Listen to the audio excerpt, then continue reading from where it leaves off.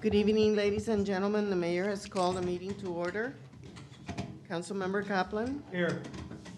Councilmember De La Cruz, Here. Councilmember Holloway, Councilmember Kelly, Here.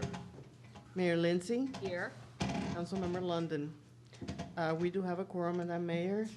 With us this evening to give an invocation is Reverend Juan Carlos Paguaga with St. Agnes Catholic Church. Please stand for the invocation.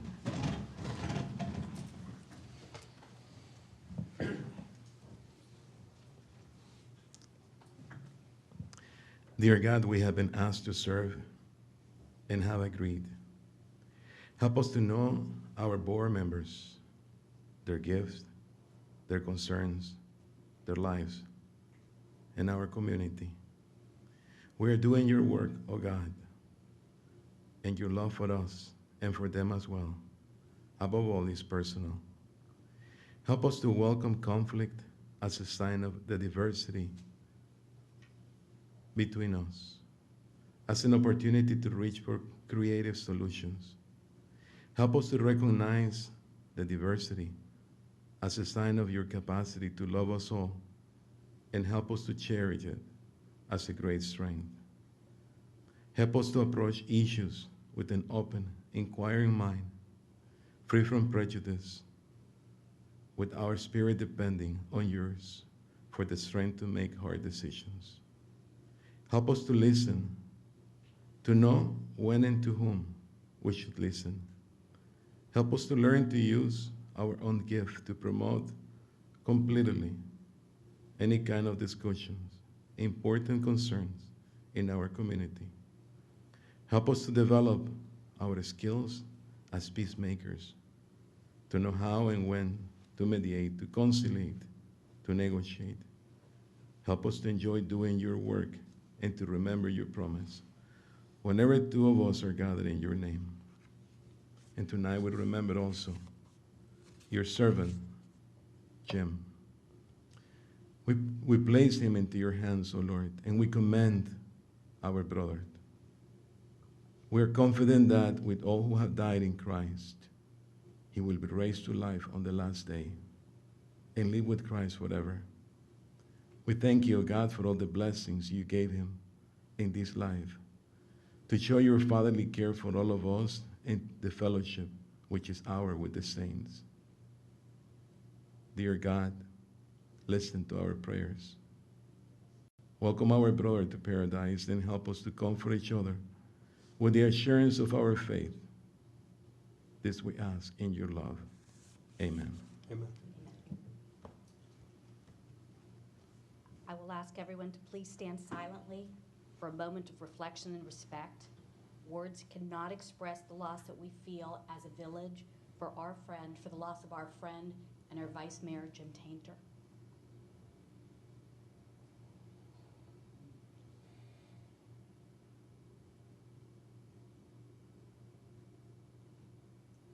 Now for the pledge. I pledge allegiance to the flag of the United States of America and to the republic for which it stands, one nation, under God, indivisible, with liberty and justice for all.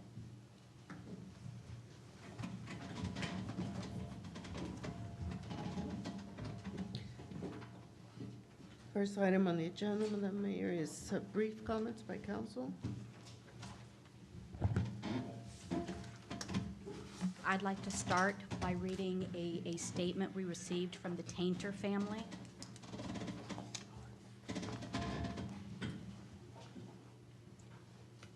On behalf of the family of the late Jim Tainter, a special thank you, Chief Press and Key Biscayne Police, Chief Eric Lang and the Key Biscayne Fire Department, John Gilbert, the village manager, and the village staff. Thank you to the village council members for your support and your kind words. Also, thank you residents of the village of Key Biscayne for your kindness, support, and encouragement towards Jim while he served on the Village of Key Biscayne Council.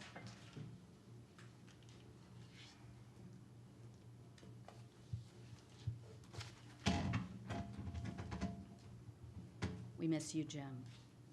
Dr. Kelly? I wanted to just let the public know that Key Ride is up and running. It's been advertised on Facebook and in the Islander, but there are some people who don't follow either of those communication types. So for those of you who don't know about it, it's a free ride anywhere in the village. It operates from 8 a.m. to 8 p.m. Sunday through Thursday, and 11 a.m. to 11 p.m. Friday and Saturday. The phone number is 786-361-8657. That's 786-361-8657. And thank you to the manager and Melissa McCon for making this a reality. I think I've actually rode it for the first time. The drivers are great. The service is excellent, and I think it's going to be a big hit. So take advantage of it. Anyone else? Any comments? Also, I'd like to express our condolences to the family of Daniela Benavides San Miguel. We're so very sorry for the loss that you had on the 1st of January. Our heart breaks for you, and you have our support.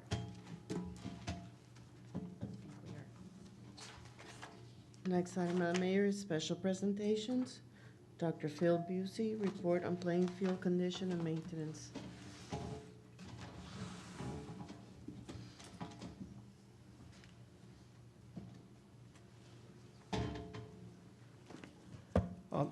Thank you, Mayor Lindsay, council members.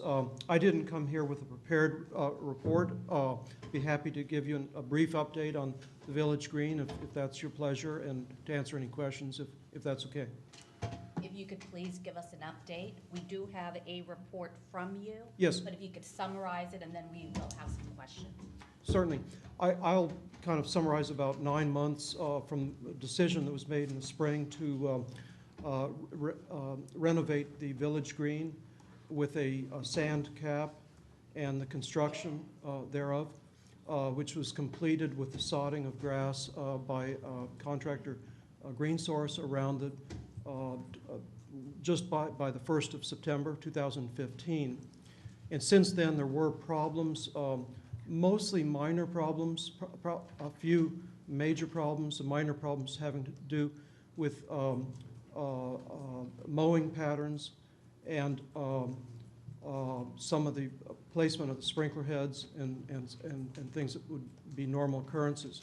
There was also a bare area in the west central portion of the north field of the Village Green, and over time through the variety of inspections and analysis, it does appear that was largely due to poor irrigation coverage, which has now been repaired through the replacement of sprinkler heads throughout the entire Village Green. That's it, kind of a broad nutshell. We are still in the midst of cooler weather. We've been very fortunate this winter to have had warmer temperatures than would be usual at this time of the year. And so that while growth has not been strong, it's been stronger than would be expected at this time of the year. So that, even though there's been quite a bit of play activity on the fields, the grass has been able to recover from injury due to wear through rotation of play areas from one section of a field to another. And I think we're on a good course for full restoration, renovation of a green surface for safe play, certainly after the end of February. But just bear in mind that it's kind of touch and go at this time of the year with a new field such as this, as the sod is gradually trying to deepen its roots. I think I've hit some of the major points of interest. I have a couple of questions to you from your report. Yes. One, are we doing what we need to be doing in terms of usage and controlling that to give the field a chance to take hold and grow. The second is about the sprinkler heads and the lack of irrigation. Have we done what we need to do, and why did that occur to begin with if we had what we thought was the right, resources allocated? And third, I guess the line machine or the maintenance machine, Right. is that a common occurrence? Okay, in answer to the first question about is the Village Green doing the right thing in terms of managing play and wear, it's touch and go, really. I think there seems to be good communications at this time between staff, contractor, and coaches. I mean, I've personally been a witness to those communications, and I think everyone is on the same page as far as, moderating and or rotating the play. At any time that a surface such as this gets bare, the traffic needs to be moved, or I'm not talking about just little patches here and there that probably could be replugged. So I think the key here really is communications, and as long as that goes on, I feel confident we'll get into the spring. As far as the irrigation, there are improvements ongoing. As I understand, the village is considering a possible contract with an outsourced contractor that would manage the irrigation system. Because these are now sand fields, they're much more temperamental as far as moisture and irrigation, and to make the fields wet when they need to be wet and not too wet. I understand that staff has entertained the possibility of an outsourced contractor that will use an intelligent irrigation system that will moderate evapotranspiration and other environmental variables and give the grass just exactly as much water as it needs at the time it needs it. How we got in that situation, I think the main problems that I had seen involved coverage because of sprinkler heads whose nozzles were undersized and pressure was inadequate. There were some nozzles that were undersized and others were oversized, which caused too much gallons. So essentially, a system that should have the same sprinkler heads and the same nozzles everywhere had been altered over time, without considering the whole design. As far as the third question, contractor GreenSource has done a variety of cultivation treatments that puncture the surface and intentionally create channels to bring up subsoil and to provide aeration and really to break through the sod layer to encourage roots to grow more deeply. And every time that's done, it's a distressing situation to us as observers, as well as it causes dry areas in the grass, and it opens up possible voids that can occur due to traffic. So it really needs to be stopped at this critical time until conditions warm up, because I think, having seen the fields on Saturday, I was seeing places where we're starting to see some weaknesses along those slices, and I believe that it's a normal practice that sports field managers around the world do, particularly for heavier compacted soils. In this case, it's being done more for encouragement of deep rooting, and it should be moderated and probably not done again until March. Would be my recommendation. I think that answered your Thank you. questions. Ed, and then. Sir, you mentioned irrigation, and maybe we'll have to outsource it. What is actually involved in determining how much water to put on the property? Well, ultimately, there should be a moderate amount of soil moisture available to the plant, and the retention of a sand root zone such as this is so small that capacity of soil moisture storage may be equivalent of just a few days of evapotranspiration, which is the water used by the grass. So essentially, managing the irrigation system is to take note of soil moisture and environmental conditions such as sunlight and wind that drive the evapotranspiration or the use of water by the grass.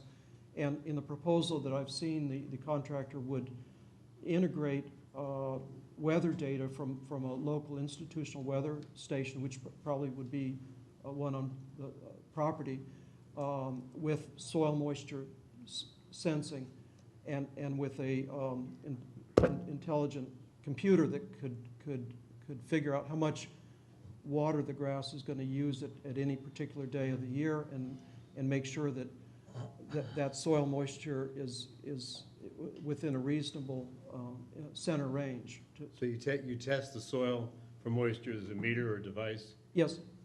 and is it very difficult to read the results? Well, it would be read digitally by a computer. I've taken a manual soil moisture sensor and walked it through the field and take multiple readings, which are an estimate of the percent moisture content of the soil. Is that This- adequate to determine whether you need water or not, depending on how you manually walk around and read the gauge? Well, only a single sensor would be used digitally, by the computer. And no, it's not necessarily sufficient. There's some human judgment that's going to have to be added on top of this. So I presume the contractor would put the sensor in a representative location, and then, we could do manual readings to see if the water was coming on at times that it needed to come on or not. I hope. Why do we need a contractor? Why, to me, this does not seem like rocket science, determining how much water needed to be on the green and adding more water if necessary. Well, I wonder that, about that same question myself. I think it is very helpful because of the critical threshold of moisture needed, and the fact that a decision would have to be made on a constant basis. And I think the tendency, when we leave that entirely to human observers, is that irrigation tends to run almost all the time. I think it's kind of in the nature of things that if we have a protocol or a formula that has been tested scientifically, I think more confidently positive results are going to be obtained with a computer. Now, I have to say I'm used to doing exactly what you say, but I guess I've had the time to deal with this, and I know that 365 days a year, you need the right decision being made constantly, and it's one that I think is very efficiently allocated to a computer that is designed to do exactly. There's a computer program that does this? Yes. So basically, we could have someone use that computer program and do it? The computer program would be set up, and it could, that's obviously a decision the village is going to have to make.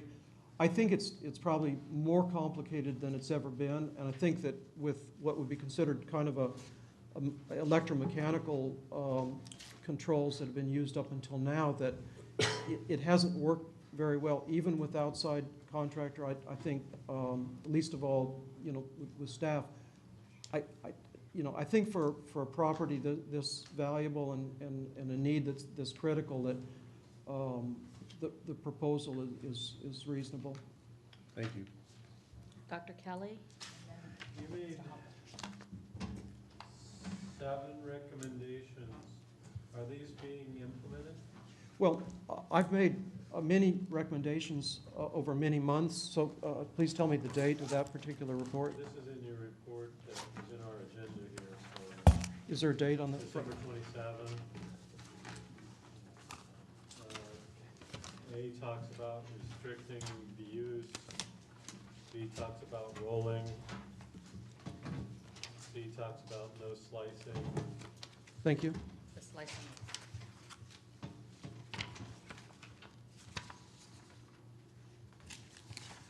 I'm looking at page 2, item 3, which is recommendations. Yes. And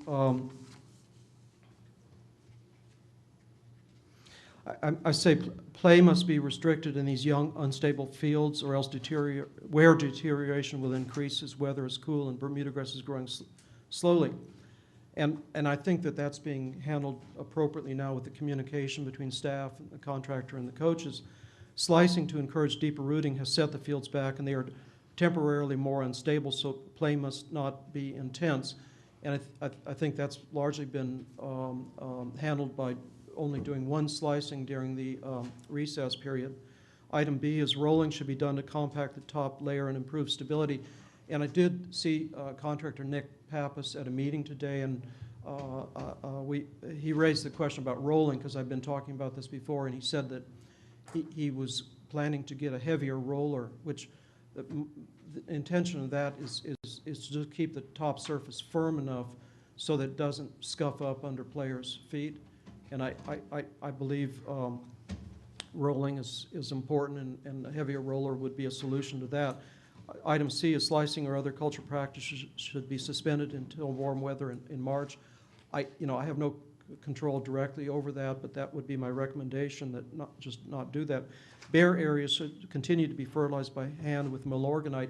What I saw on Saturday was that the contractor had applied a light blue granular fertilizer around the areas. I'd like to see organic matter as well, and I know that staff has done that. I don't think you can hurt it by putting out lots of Milorganite, as staff has done in the past. Item E is when play resumes, there should be regular rotation. This has been discussed, and I think everyone's on board that there should be recovery time. Obviously, you want to get people out there to play on the fields as much as possibly be allowed, but rest periods do help. And I should just add a little footnote on that if coaches and people involved with training and drills and so forth would just be cognizant to kind of move around, or and I know when I was out there Saturday with Mr. Hofferberth that he mentioned that the goals would be moved 20 feet this way, 20 feet that way, just to keep the soccer goal areas not always in the same place. Item F has to do with irrigation, and I think now with the change of nozzle sizes and sprinkler heads, which occurred very recently after this was written, or perhaps even while it was being written, we're fine on irrigation. And then item G said something about pressure measurement, and this was just to deal with a little misunderstanding I think the previous irrigation contractor had about measuring pressure. You've got to measure pressure at the nozzle, because that's what delivers the water. The pressure could be one thing at the pump, or it could be something else within the line itself, but a lot of the friction loss that reduces the pressure, it can occur, basically in the lateral pipes. So I think we're all on board with that. And also, Rainbird Corporation had been part of one of the meetings earlier and had gone over everything that I had said, and I think he's seen some of my reports. I would say at this point, everyone's on the same page. Should we just suspend play until the grass comes back? I mean, we made It'll take a while. a near $500,000 investment in this field, and if play is part of the factor in preventing it from finally getting, I mean, we really haven't gotten it to where we had a viable field. So I'm concerned that we're just beating it up before it's even settled in. I mean, that's a layman talking, but this whole process has really been disappointing to me, and I know a lot of people on the council, because we made the investment, we want our kids to have a reliable field to play on, and we're just not getting it. So I think we need to do whatever we can, and if would it be more likely to heal if we stopped play completely? That's my question. Yes, it would be more likely to heal if play was stopped completely. I think moderation is in order here. I think play can continue as long as it's moved around and as long as there are opportunities to move the most intense play periodically, as I understand has been done to the Mast Academy. Are you coming back to assess this again? Oh, I come back, you know, at least once or twice a month. So, in 2 weeks or 4 weeks, will you be able to look at this and say, yeah, we're seeing, despite the play, we're seeing the fields getting better, so what we're doing is working? Or alternatively say, you know, with the play, it's just not getting better, and we need to take the next step and stop play. Will you be able to give us that assessment? Yes, I will. Mr. Holloway and then Mr. Dela Cruz. So, why wasn't Rainbird part of the initial irrigation? Because He wouldn't know, I mean, as our consultant, why wouldn't he? because I'm not sure that he had to do with these, Isn't that what we? well, and he can tell you. Do you know why? I mean, for one, the changing of the nozzles was something that is essentially correcting what was intended to have originally done. It was a reversal of initial attempt at correcting the problem. And so to find out that Rainbird now is an alternative and wasn't incorporated as part of the initial findings, I mean, as our subject matter expert, Right. I assumed you were involved in that process of selecting how we went about grading the field, or is that was out of your purview? Well, there are 2 or 3 questions there. You first asked about Rainbird, and basically I didn't call Rainbird or have any direct contact with him until I saw a representative, Bob, last name escapes me right now, on the field. Staff had invited to come visit. And really, essentially, everything having to do with the Rainbird is in specifications that's in their handbook. They're really, you know, I would say that they have, what they have added is recommendations as far as the IQ controls. To, you know, that's really been their main contribution, besides confirming that there is a problem with the nozzles and the sprinkler heads. So I think we're beyond that now. Now, you had some questions about what had happened prior. There had been inadequacy of sprinkler systems both here and to an even larger degree at St. Agnes, which I had diagnosed. And and I had reported on, you know, as far as Village Green, probably, you know, well over a year or 2 years ago, but it didn't add up to much. I mean, because we had other serious problems in terms of the puddling, the flatness of the fields, the lack of adequate drainage. So, you know, the irrigation became a major problem after the 4-inch sand cap was put on. And, you know, it would have been the contractor's responsibility to have looked at that and said, okay, well, we need to tweak it a bit, or we need to do something, there's a problem here. That didn't happen. And then the fields, you know, we started having dry areas, but as I say, you know, with the corrections that have been made, you know, that's been taken care of a little later than it should have been.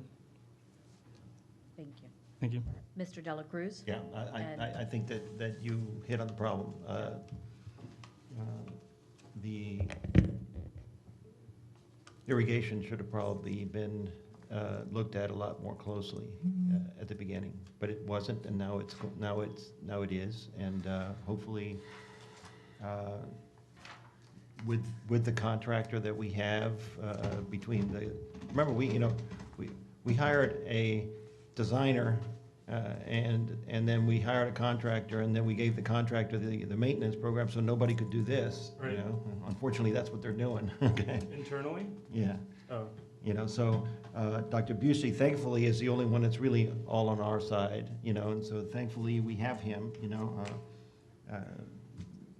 and it's a tough thing. You know, I mean, like Mike was saying, stopping play altogether, of course, that would certainly help it, but it's not going to go real well with the people from Key Biscayne. And here's the thing, if we get over a particular hump, what date is that, Todd? If we get over the end of February, then we'll be okay, from what I understand, because of the Drop in activity? Yes, the sports change, and it's not the same stress on the field. Why it's not doing much better is incredibly frustrating. To all of us. Yeah. Mr. Kaplan? Appreciate the lucid report, very informative. You're welcome. Frustrating, but informative. Thank you. Looking ahead, you know, we entered into this program anticipating at the end a functional field for our purposes. What caught my attention is your recommendation relative to recovery time. Yes. Is that a function of the current still fragile state, or is that, can you project whether that will be the projected recovery time after we have a healthy, stabilized field? Well, I don't know if I've really put a precise date on recovery. I'm looking at cooler weather circumstance in combination with, you know, quite a bit of play. And therefore, you know, if I would say there's a date at which, you know, we may not be home free, but we can give the grass everything it needs to really finish, it's really going to be March. You know, I think if there's any date we need to look at, it's just, you know, keep it as good as it is and better between now and the end of February. I'm projecting after that time. Okay. In the future now, we're actually using the field as intended when we entered into this protocol. So there's a game, there's an event. Yes. What is the dormancy time before the field can be used again? Is that something that you've projected?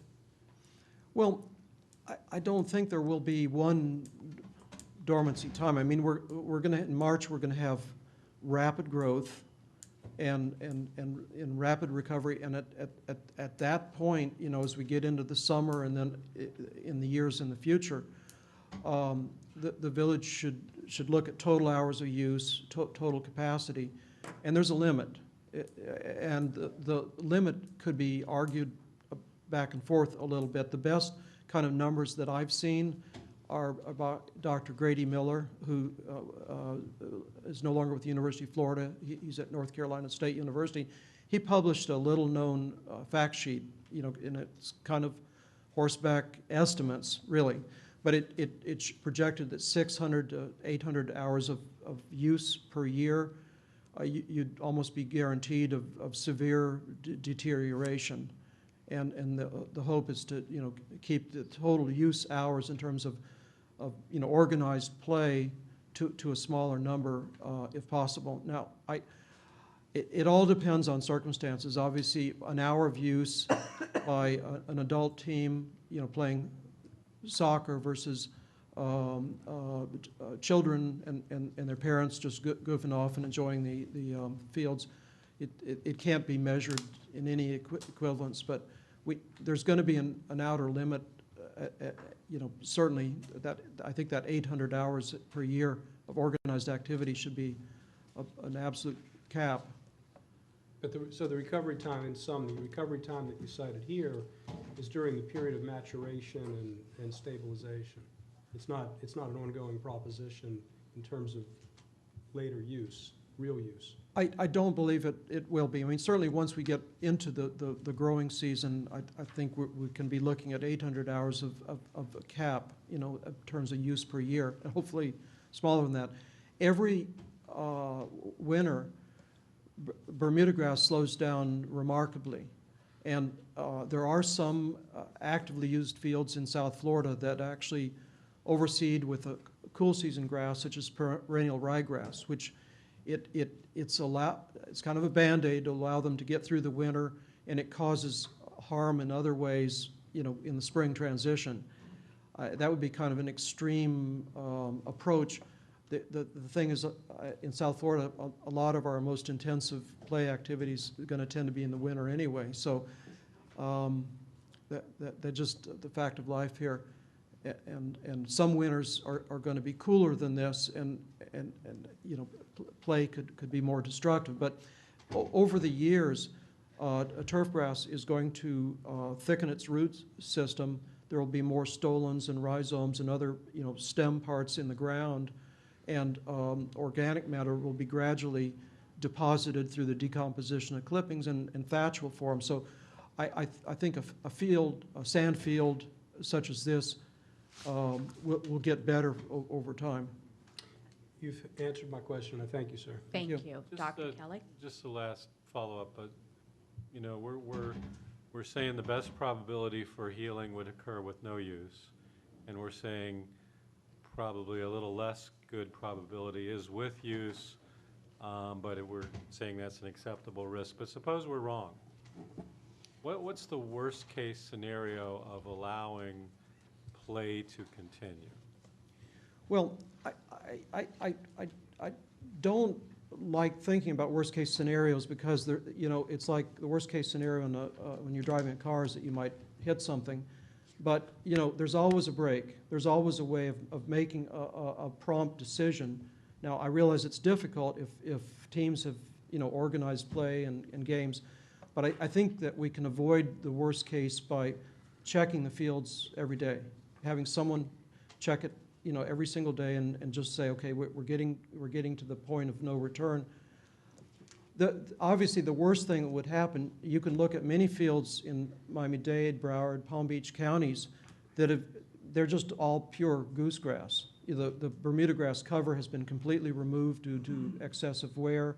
Weeds have come in, and they've been beyond the ability of anyone to control them, or maybe the resources weren't there on those properties to manage the weeds that came in. And there wasn't anyone watching those fields on a daily basis to say, hey, you know, we've got to do something different. So while I think we can avoid the worst case, that's what it would be, you know, basically wall-to-wall goosegrass, which was much what I had seen over the last 3 years. You know, there was uncontrollable, you know, wall-to-wall goosegrass, especially at St. Agnes, but also in parts of Village Green. But would we have to resaw it and start from scratch in some areas? Yes. Yeah. Okay. So basically what we're talking about is additional cost. Right. And to salvage a situation. If it were allowed to go beyond the stop sign, so to speak, beyond the point of no control, yes. So basically you're saying you think it's safe to allow the kids to play, but we need to watch it closely because there could be an expensive outcome. Yes. And so my follow-up question is, are we monitoring it daily? What type of monitoring do we have right now? You would have to ask staff that. As I say, I get down here at least once or twice a month. You know, in this critical growing period, I've been here Thank you. much more frequently. And we will follow up with staff. Okay. That is the question. Thank you.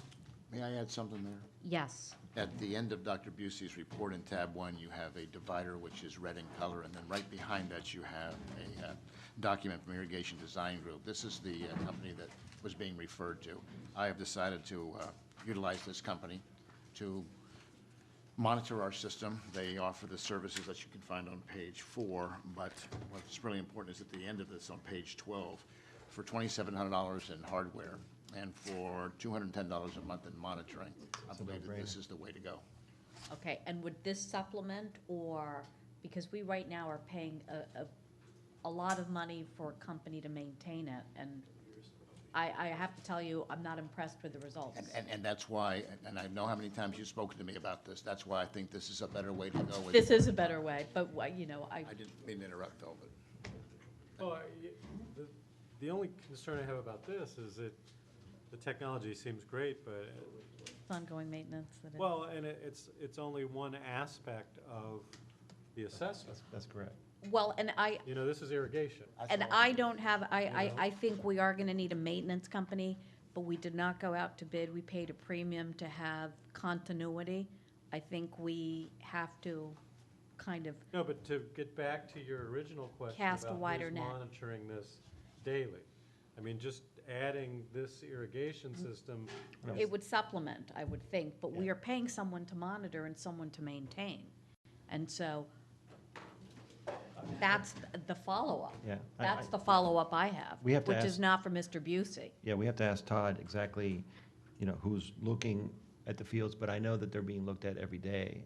I've asked that same question, and he's told me that somebody's looking at it all the time, and try to keep up with reporting to Dr. Busey, and I'm not 100% convinced that irrigation is the only problem out there.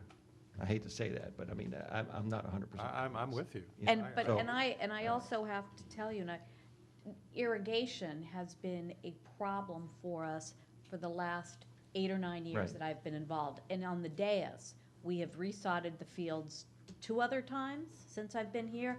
Irrigation has always been the problem. Yeah. I feel like Right. we're making Well, mistakes. With this, I think that there's no excuse going forward, because we will know exactly what kind of irrigation we're getting. At one point, if you remember correctly, there was no irrigation in part of that on the north field, none at all. So, now we have irrigation.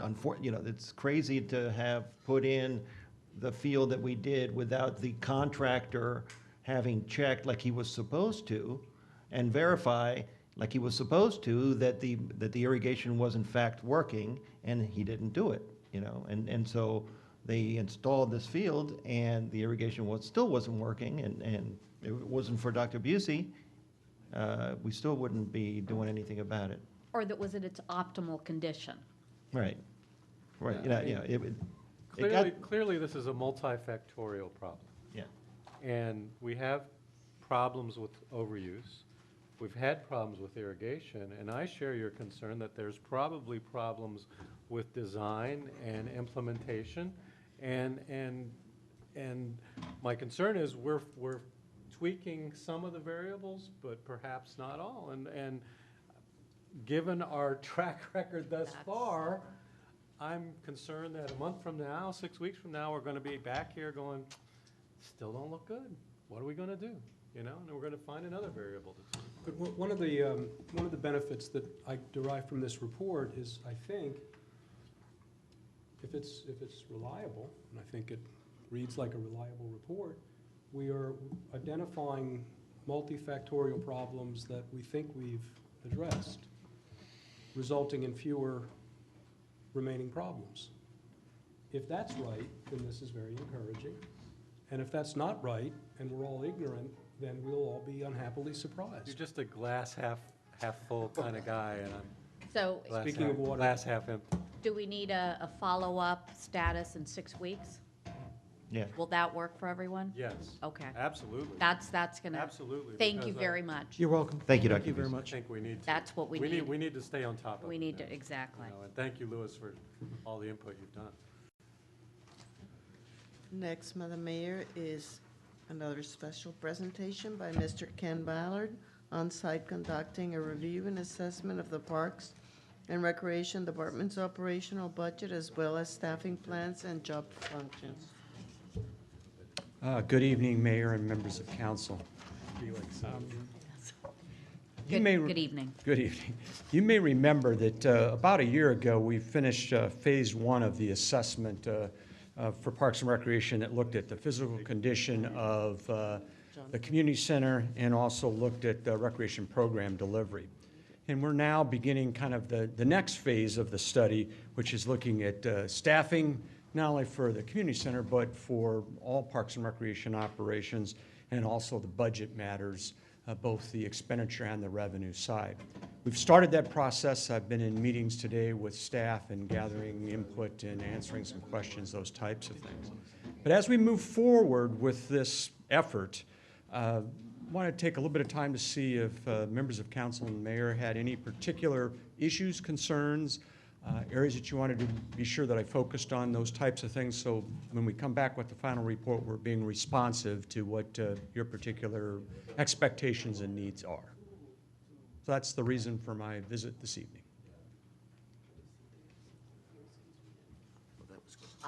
I have a concern Okay, with our hybrid sports program. okay. How do we set up a system of checks and balances and also accountability? Okay, Unfortunately, we're the ones that get the phone calls, so there seems to sometimes be issues. okay. Any other thoughts, questions, areas that you wanted us to be sure to focus on? Another issue would be a desire from the communities to have more recreational, low-impact options for teenagers so that they have, so we need to fill a void. There's very little programming for kids over the age of 13, between 13 and 16. Okay. And we're having some issues with behavior that is not desirable In the village or In the village. in the center? in the village. Okay. In the village. Okay, fine. Any other particular concerns? All right, well, appreciate the input, and that'll help us a little bit on the direction on that, and we'll be moving forward with, again, those analysis of those other two areas as well. Thank you all very much. You said that very politely, Myra. Thank you. I tried. Okay, our next presentation is Mr. Corradino, the mobility study.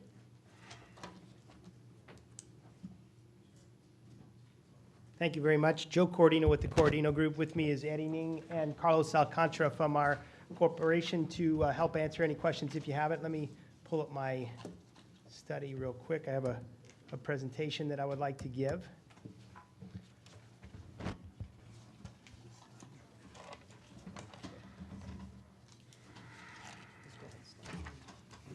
Okay, done? There you go. Great, thank you very much. What I wanted to do today is just tell you a little bit about what we had done. Our task that we were scoped with was 7 tasks in the scope of service: public involvement, data collection, analysis, project development, implementation, and then reporting. It's interesting to note that you all had done a survey several months ago where 47% of the population said that traffic was something that needed to receive the most emphasis over the next 2 years. We had also put something up on the website, a program called Community Remarks, where we got over 300 different comments from citizens in the community, I think, that mirror that sentiment. Traffic is bad. One of the things that vexed us as we started this study was that we realized that over the past 11 years, you all had looked in some capacity at traffic, transportation, or transit 15 different times. And no surprise, they came to the conclusion that there's a lot of traffic. And, you know, there was recommendations for all different types of things. And so we were focusing on managing expectations, because I could, at night, I would not sleep and envision coming to this meeting and Councilmember London asking me for a check to pay him back for the study, because we Did you bring it? I'm going to wait till the end of the meeting. And so how is this going to be any different? And so we needed to look at this thing in a little bit different. So we decided we needed to look at the community and start planning for a different market, because the demographics had shifted. We also decided to look at the community a little bit differently than an integrated city within that was bound on all sides by other communities. We started to look at it more like a campus, because I think that's what it is. I mean, you're one way in and one way out. And then we wanted to focus on the bottleneck planning. And I think that as we get through this presentation, we can start to conceptualize what we're doing here. We understand what your problems are, in the sense that you're a different community than you were maybe even a decade ago. The demographics has changed. You've got a lot of gated communities. There is an unwavering reliance on the automobile. And one of the reasons is, in essence, it's a very walkable community. It's very small. it's potentially very walkable, but you're attached to a region where you absolutely have to have a car. And so you're on and off the island with these cars. But there's an issue here that I think that we are at the point where that the correct way to fix this issue that you have is to incentivize a cultural shift away from the automobile.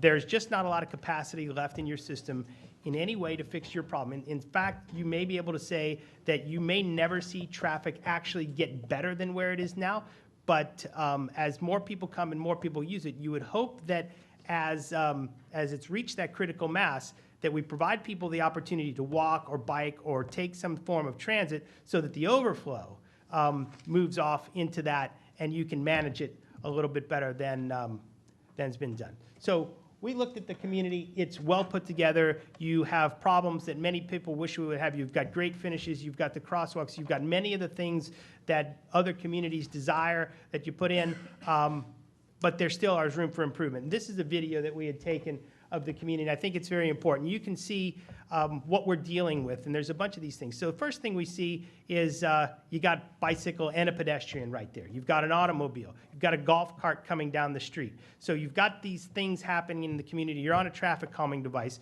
but you turn the corner, you see your biker and your pedestrian, you run into one of the first problems that we see. Number one, it's a bobcat for a construction site, and it's parked hanging into the street, and it's causing a problem. And then you run into the first construction truck, and it's sitting there in the right-of-way, and you've got to stop and let an automobile pass. You slalom past that, there's another golf cart, and what do you see very next block? Another construction truck parked on the street, cones in the road. You immediately get past that, there is a third construction truck parked in the street. And so these are the types of things that we're dealing with every day, and they're little tiny time stealers that the drivers get to. Again, it's a tight community, it's very compact, you've got traffic calming devices that are meant to slow you down and get in your way so you're not speeding. You've got bicycle and pedestrians you're looking for, you've got construction trucks. Those are the things we're dealing with. Again, there's high level of activity. You're very small, 1.4 square miles, roughly the size, the density of San Francisco or Los Angeles, or many large college campuses, and that's the way we've chosen to look at it. Again, we understand the demographics, year-round community, not seasonal any longer. Parking is definitely an issue, and every family's got a car because you've got to get on and off the island. They may need more than one car, maybe 3 or 4 cars. And then when you're on the island, you're trying to move with the golf cart. And so you've got this, now you're piling up vehicles, and they're parked in your driveways and rights-of-way. We talked about the cultural shift. There's an opportunity to take it now. These graphs are pointing to that, and the fact that the kids at school, we surveyed every one of them, 70 to 90% of them are asking their parents if they can walk or bike to school if they're within 2 miles. The bar chart shows that the young people of vehicle miles a year are driving less than older folks. And we're talking about the 16 to 19, 20-year-olds are driving less than those people that are 30. So the opportunity is there to make the shift because that's what they want to do these days. It's not as important to have an automobile as it was for people of my generation. Again, we looked at the demographic shifts. We know that people are using different modes, but we needed to break it down into 2 distinct ways of travel. You're getting on the island and off the island, and that's the external circulation. There's internal circulation, how you deal with what you're doing while you're here, and you treat them in 2 very different ways. So we did a travel model. We know where people are going or coming from when they get on and off the island. Most of the trips are internal, but you're typically landing in Brickell or Coconut Grove or even the airport. An interesting thing about the level of service that you have externally is that when there's no events, and Councilmember Kaplan made another good point, not just events, there's no elasticity left in your system. So if there's a regular school day and you're driving to and from work, well, you're at a level of service C or D. You throw an event on the board and it adds 44% of the traffic and you become a level of service F. And so what I mean by the elasticities, not only is it a tennis tournament or an Easter egg hunt, or it's the boats loading at the marina on a Saturday. Or when it starts to rain, people leave bags parked, you're just about on teetering out of capacity. This is a graphic of that. Again, we showed that the tennis tournament essentially is 18,000 more cars a day than you would have normally. You only have 41 on a regular school day. Only 4,000 of those deal with the schools. So we need to deal with that in one way, shape, or form. But internally, you're relatively similar. I mean, you've got a little bit of you've got capacity left in your system. All in all, your roadways have the capacity. The problem is that your intersections are terrible, and that is mainly due to the signal timing at the intersections. And that's not inherently visible through level of service analysis, but this video helps show you. This is kind of painful because it's like sitting in traffic. But so you see as a car pulls up to the intersection, kind of a microcosm of what happens here. And you've got a pedestrian pulling a child in a wagon, and the light has just turned green for the Crandon traffic, and traffic goes about, but it's not heavy traffic. It's a level of service C at worst when you're getting here. The interesting part of this is this light phase should really be about 1.5 minutes. But what you see here is that now you see almost no traffic in front of this intersection. The car's still sitting there. And you're still sitting there, and you sit there for close to 3.5 minutes. And, almost double what this light phase should be, and that's stealing time. So not only are you dealing with, it's too painful to watch anymore, but that's effectively what it is. And interesting enough, you get more bicyclists, more pedestrians. So people are walking, biking, and meanwhile, you're sitting in traffic at an intersection where there's no traffic, and we're complaining about capacity. So that proves to us that it's a signal issue. I mean, look, no cars going through that intersection, you're still sitting at a red light. And if we touch the signal timing with that adaptive signal timing, we can cure a large majority of this problem with no capital projects, and I think that's a good thing. So let me stop that and get to this. This is the other time delay that we see here. We talk about parking, we're 100 spaces short in the parking, but people have this absolute aversion to walking any distance. So we're driving around, we're passing open spaces so we can get a little bit closer to our destination. When we can't do that, we're double parking in the road, we're stopping in the middle, we're not loading in the loading zones, and it's just more constriction on an otherwise relatively well-functioning system. And you saw the car there, and this is another example. 2 cars, they're blocking through access on the roadway, and this is essentially the problem when it gets to parking. You're sitting there and wait. Now, this may not be a peak time, but when there is a peak time, then you can see there's a traffic delay and a backup, and that kind of ripples through the system, and you get and you can see that if you add 1 and 1 and 1, then you've got a significant aggravation to the community. And while level of service on the road, the capacity may not be the issue, the delay is the issue, and it's from reasons like that. And we talked about the parking, people's ability to walk. So there are different ways to deal with the walking. There are ways to improve it.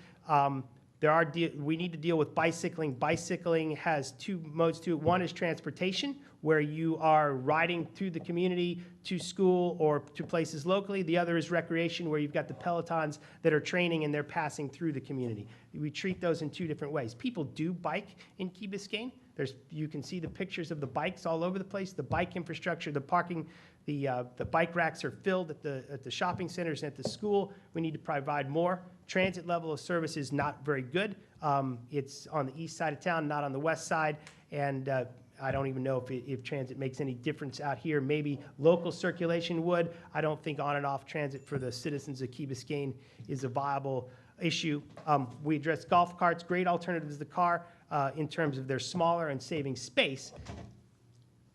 And so the answer that we get coming up with is the cultural shift. We need to improve the roadways in terms of technologies and operations, but I don't believe you need more capacity, physical capacity. It's too expensive, and you're not going to get the impact out of it that you would if you provided capacity in the modes of bicycle, pedestrian, transit. And so we came up with a bunch of ideas for how to address this. The external congestion is one set of ideas that we had come up with, and just keep in mind that these are more of the long-term projects. They're extremely expensive. They deal with other agencies, not only, and other municipalities that you'd have to work with to do these types of things. Their viable options include some type of dedicated lanes that you may use to get on and off the island that are only for you. Most significant, you might be able to get event demand management. You can't necessarily limit the number of events, but you can do transportation management around them. Talked about no lane closures for on the Rickenbacker for perhaps the sobriety checks, those types of things. There is a difference between micro and macro transit that I wanted to address, and I do that here. Mass transit that we traditionally think of as a metro rail type system, and these things can be $100 million a mile or some god-awful thing like that, or even light rail or bus rapid transit, and they carry people in 45 to 60 person vehicles. There is an alternative that we use in downtown Miami or at the airport. I call it micro transit. It moves people in a much smaller vehicle, like a little, almost an SUV size. Maybe it sits 12 people. Here's a picture on the bottom left where they used to do this at Sea Aquarium. It doesn't necessarily matter whether it hangs under the rail or guides on the rail, or even there are gondolas that put them on a string. But those types of things are infinitely less expensive to put in place than a big piece of mass transit like a train. And I think it's right-sized for a community like ours to get people on and off of the island. Even water taxis, I know they're going to try those things during the boat show. It'll be interesting to see how they work out. Again, we know where people are coming and going because they're landing off the quay onto Brickell or onto or Coconut Grove. Internally, we discussed a number of different things. Again, the most prevalent thing you can deal with are the intersections. The delay at the intersections, fixing those by the adaptive signal timing. Again, we have a lack of parking. There is a great argument on whether you would provide more parking within the village or just simply allow the problem to exist and incentivize people faster to get out of the automobile and start walking. That's a policy call that you all have to make. There's definitely a lack of alternative modes. So we dealt with intersections, golf carts, parking, transit facilities, bike facilities. One of the things I'm going to skip through and talk to you about, well, one thing that we had, through the initial study, the Safe Routes to School, I think we've spent probably $85,000 on both of these two studies. We've won a grant from DOT of about $800,000 to begin to implement the Safe Routes to School program. So that's something that you can start doing right away. We really believe that the adaptive signal controls are critical. That's the thing you should focus on first. I know we're waiting on Miami-Dade County. We got an update today. They're basically testing this program out. And the chief tells me that they're waiting to see if it meshes with their system, and then they'll try to go deploy it in other places. So I think what's critical is that we keep up with those guys and make sure that they come out here first, because that's where we're losing a lot of our time within our system. Again, the parking garage, the Uber type system that you built with the golf carts is a brilliant idea. I think it's the demand response is something that's going to be extremely successful in these types of communities. I'm going to show you a little video about maybe the next step, but definitely the cycle tracks on Crandon Boulevard are a wonderful idea. We've talked with the county. They will fit. They may take a redesign of Crandon, but there is a way to separate the bicyclists from the flowing traffic in an aesthetically pleasing and safe way. Redesigning those intersections is doable, safe for everybody. And let me get to this video here. This is I believe, and they're testing this in California right now. This is an example that they use in Europe, but it's a driverless vehicle. Again, it's a kind of a micro transit concept. It's a little shuttle bus, kind of almost like they got these there in golf cart form, that the vehicle sits up to 12 people. You dial it up on your cell phone. It follows you by GPS. You come, you push a button. It's got an access ramp. You get on it. It's a pretty cool little device that people use. You can even put strollers on it. And it drives around on a set pattern. It's adaptive. It can go where you want to go. It's got all type of redundant technology. Again, there's no rails or any of that type of stuff that's included with this type of device. And you can train them together. There's a picture here of it not hitting somebody, which is a good thing. It's safe. It tries not to do that. It's got a lot of redundant systems. And that's maybe something that's very good for the next step after you get your existing system up and running. I just want to show you it not hitting somebody. It's the selling point of something like this. So that's slowing down for those guys walking in the middle of the road, which is useful. And this is where the cell phone guy, boop, it doesn't hit him. And then that's kind of successful.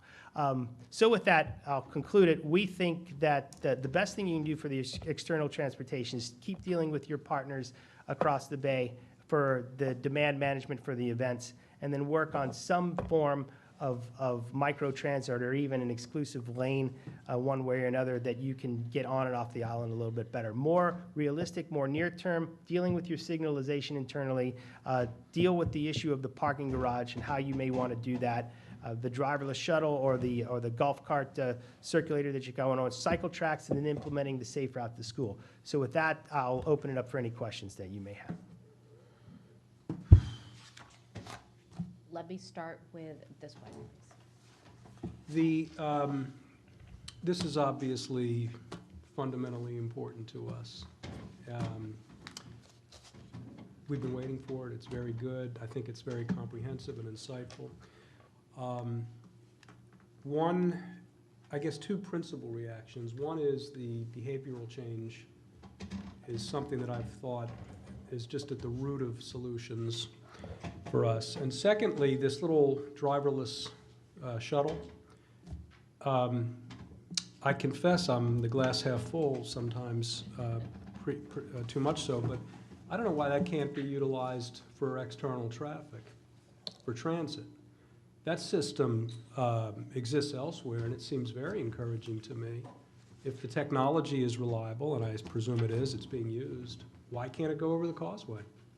If you could, so the problem of the statistics that you cite about single occupant vehicles going to Brickell, the Gables, downtown, that's a big percentage of the outflow and inflow every day.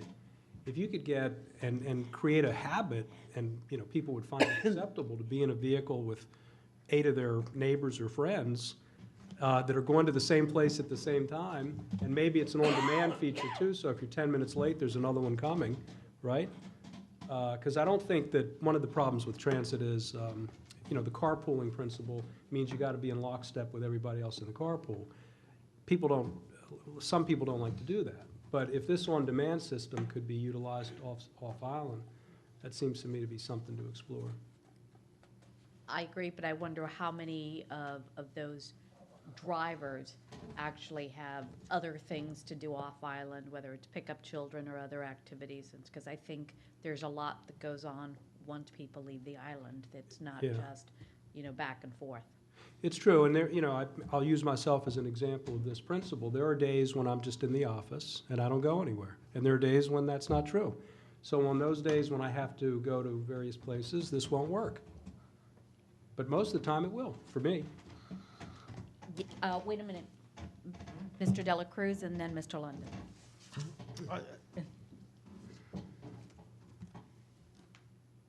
I don't know if it was only my version, but there's a little bit of repetition in your paging. Did you see that?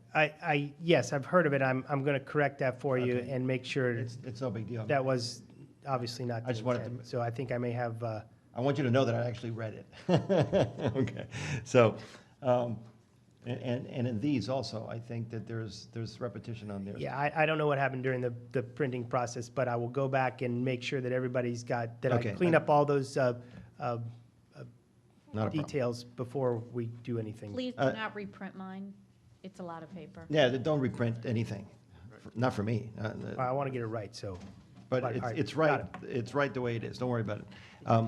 The traffic calming device, I know you mentioned it in your report in a couple of places, and I know there's an issue right now that's happening in Mashta, where we're proposing to maybe put some traffic calming devices, and just recently they've come up with the quandary as to whether one device is enough, if not two on the, did you look at that at all? No, I didn't, but that's something that's frequent. I mean, they're best in sets, spaced relative distances, and once you look at your traffic flow and your traffic engineers can kind of tell you, usually sets of 2, maybe 3, depending on the length of the road and what problem you're trying to So we could call you tomorrow and we could ask you about a particular length and that kind of stuff? Absolutely. I got all that information where how we can, rules of thumb and those types of things that I can help you with. Thank you. Mr. London, then Mr. Holloway. No one would disagree with you that having more pedestrians walk would alleviate some of the traffic problems. And I think the two of the things that we should consider, number one, you want to make it appetizing or appealing for people to walk. Sidewalks is one of those things. The more sidewalks you have, the more it's easier to walk. Not all our streets have sidewalks. Most of our streets don't have sidewalks. And the other thing is, especially now in the wintertime, it gets dark early. And most of our streets don't have lights. You're putting some pretty lights in down on West Mashta. They don't seem to go on at night, but at least they're beautiful. My question then is, if we had lights on every street and we had sidewalks, wouldn't those two items alone get some more, I can't tell you how many more people, but it would make it easier to walk and make it safer to walk and make it more desirable to walk. And I can't tell you again how many people would walk, but I have to assume a lot of them would start walking. So I guess I would think that we as a council really should consider very strongly, instead of picking a few streets with lights, every street should have lights. We're not a third world country, number one. And the same thing with sidewalks. You might have to have on both sides of the streets, but at least every street should have one street that has sidewalks on it. What do you think about that? I think that's a great policy question. I know that from a transportation perspective, the more infrastructure, the more well-lit, the higher quality is, the better off you are. And I know that in many communities that is absolutely something that people would hate. I think many communities battle sidewalks all the time. They battle lights all the time. I don't know your community well enough to tell you what the public reaction would be to lights on every block or sidewalks on every block, but having the infrastructure would get more people to walk. I think you're pretty well correct on that. Have you had any studies in different cities where they've installed sidewalks and lights, and what the results have been? I haven't studied them myself, but yes, where there are the pedestrian infrastructure will draw people to walk. Same with bicycle infrastructure, same with lights at night. It's got to be well maintained, well lit, and people will use it. Well, then would you say that of the various items you proposed, things we can do, not what the county or the city can do, these are two of the items we should seriously consider implementing as soon as possible? Yes, sir. Thank you. Mr. Holloway. Elon Musk was recently quoted by saying that in 20 years, owning a car will be on par with owning a horse today.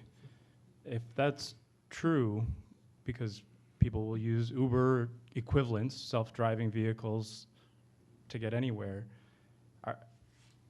by making any infrastructure changes related to automobiles, are we enabling a dying form of transportation? I don't think you need to add any more roadway capacity to your roadway network. I think what you need to do now is halt the roadway capacity, maybe deal with the operations of it, and then provide the capacity in other modes. And some cities, more progressive places, San Francisco, Philadelphia, have actually taken to reclaiming the area that is for the street right now and limiting the roadway lane for the automobile and providing that extra space, whether it had been a parking lane or half of another roadway lane for protected bicycle lanes. So I think Philadelphia's got an excellent burgeoning bicycle network working off the complete streets concept and that's an extremely dense urban environment. So in a sense, yeah, you're right. And I think that's what we're advocating, not to spend money on actual physical capacity for the roadway system, but maybe even to steal some of that back and give it to the bicyclist or the pedestrian. Great, thank you. Great question. Just the other aspect of this, which isn't addressed here, but I think which we all understand, is that our community is so diverse that many people come from cultures where walking is not an established mode of transportation. As one of my neighbors said to me when I lived on Palmwood Lane, only poor people walk. So it's, you know, obviously we all are in favor of walking and I enjoy it, but it's may not get the same reception to sidewalks in Key Biscayne that you would get if you were in Akron. Fair enough. That's all I would say. Anecdote, though, the treescape helps, the sidewalks help. They may, I think the sidewalks were controversial when they were first brought about.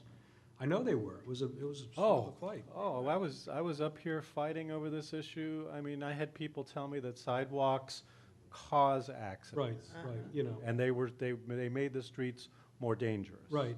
And the same arguments prevailed when we did the cut-throughs off of Fernwood into the commercial centers. Yes, Big controversy. yes. Great improvements. All of that controversy was incorrect. But the anecdote is that people walk, particularly where there's a sidewalk. And I think the treescape helps a lot because it creates shade. It's beautiful. And I thought your concept of adding more entrances from Fernwood for pedestrians was helpful too. I know that was in the report as well. Pedestrians and golf carts, I think that's a good fix, and that's very doable. Yeah, I know that they've added some even since the golf carts and people are using them. And more street lighting, we've embarked on that, but I think we can do more in the next year. Yep. Thank you very much, Mr. Thank you all. It's Thank been you, a Joe. pleasure. Thank Thank you. I'm sorry, Jim kept waiting for the mobility report. And as a note, Ann brought us a pie in honor of Jim today, so please go help yourself. It's already being consumed. And it was great. Next item on the mayor is public comments. We do Okay. have several speakers signed up. I will be opening the meeting up to public comment. Our first person who has signed in is Alejandro Ziesold.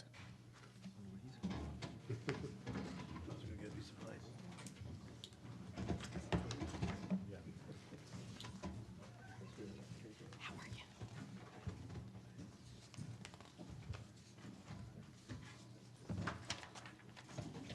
To sign whatever.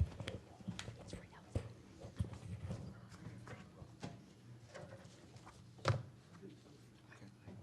Alejandro Sisold, 798 Grandon Boulevard. Good evening, Madam Mayor and council members. Happy New Year. Happy New Year. As I have stated on prior meetings, we look forward to having a dog park on Key Biscayne, and we do not support artificial turf on the village green. That is anywhere on the village green. The village green needs to be preserved. It needs to be preserved. The potential health concerns linked to artificial turf are not just limited to crumb wrapper infield use on athletic fields. Human health and environmental experts tell us that the actual fake plastic blades of grass degrade over time due to use and the elements, creating dust-containing chemicals and toxins that can be inhaled. No long-term studies have been done on the potential human health hazards of artificial turf. And no, there is no U.S. federal agency currently vouches for the safety of any type of artificial turf. That's any type. Additionally, concerns relating to the use of artificial turf are linked to climate change mitigation and adaptation. Natural surfaces are important features of an urban landscape. They provide valuable environmental services by helping to cool the air, absorb rainwater, and remove carbon dioxide from the atmosphere. Based upon a review of available evidence, artificial turf can be associated with urban heat island effects and surface water management issues that would make Key Biscayne less resilient to extreme weather events and increase adverse health impacts associated with these events. Let's have a dog park on Key Biscayne that preserves the village green natural grass. Let's preserve the village green natural grass. Thank you. Thank you. Christina Seasold.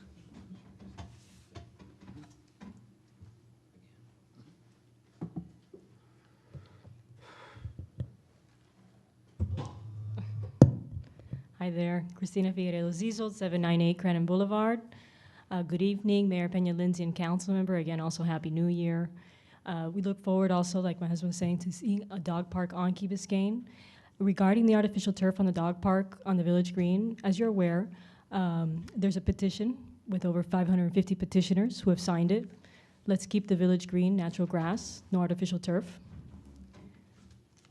And I just want to go over a little bit, because there's many different reasons why Key Biscayners have signed the petition for keeping the Village Green natural grass, no artificial turf. Also want to thank the council for, I was here listening on the grass and for their efforts for preserving the green. So a few of these comments from the petitioners include, for the health of pets, people, and the environment. I'm signing because the special thing about Key Biscayne is the natural environment, and I strongly disagree to use artificial turf on the Village Green.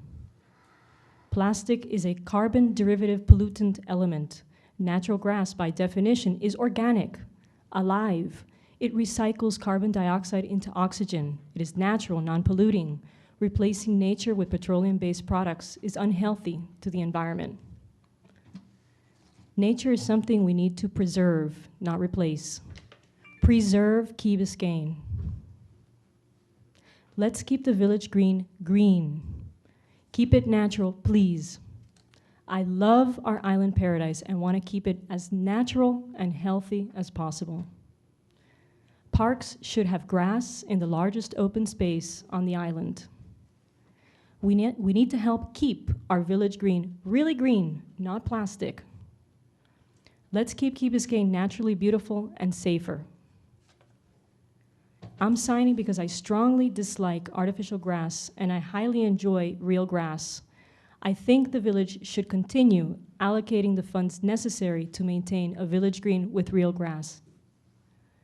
While the decision to install the turf is well-intentioned, the mounting evidence against this use is too much of a concern to ignore.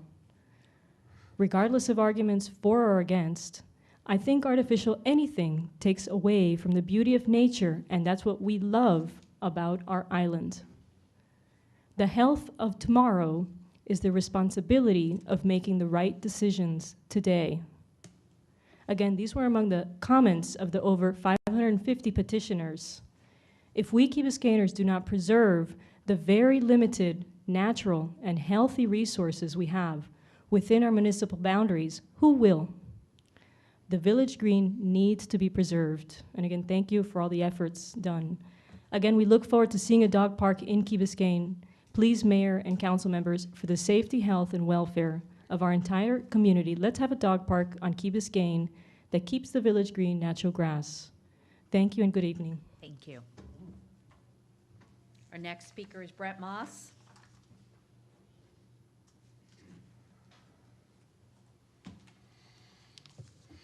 Good evening, Brett Moss, 731 Crandon Boulevard, apartment 408. I'm here on behalf of the Chamber of Commerce. Parking, relieving parking congestion is an extremely important issue for the business community. Tonight, believe it or not, and I hope I don't get booted for this, but I actually had to park in the Winn-Dixie parking lot to get here because it's impossible to find parking around here. A month ago, I went to my daughter's ballet class, and there's 8 kids in that class.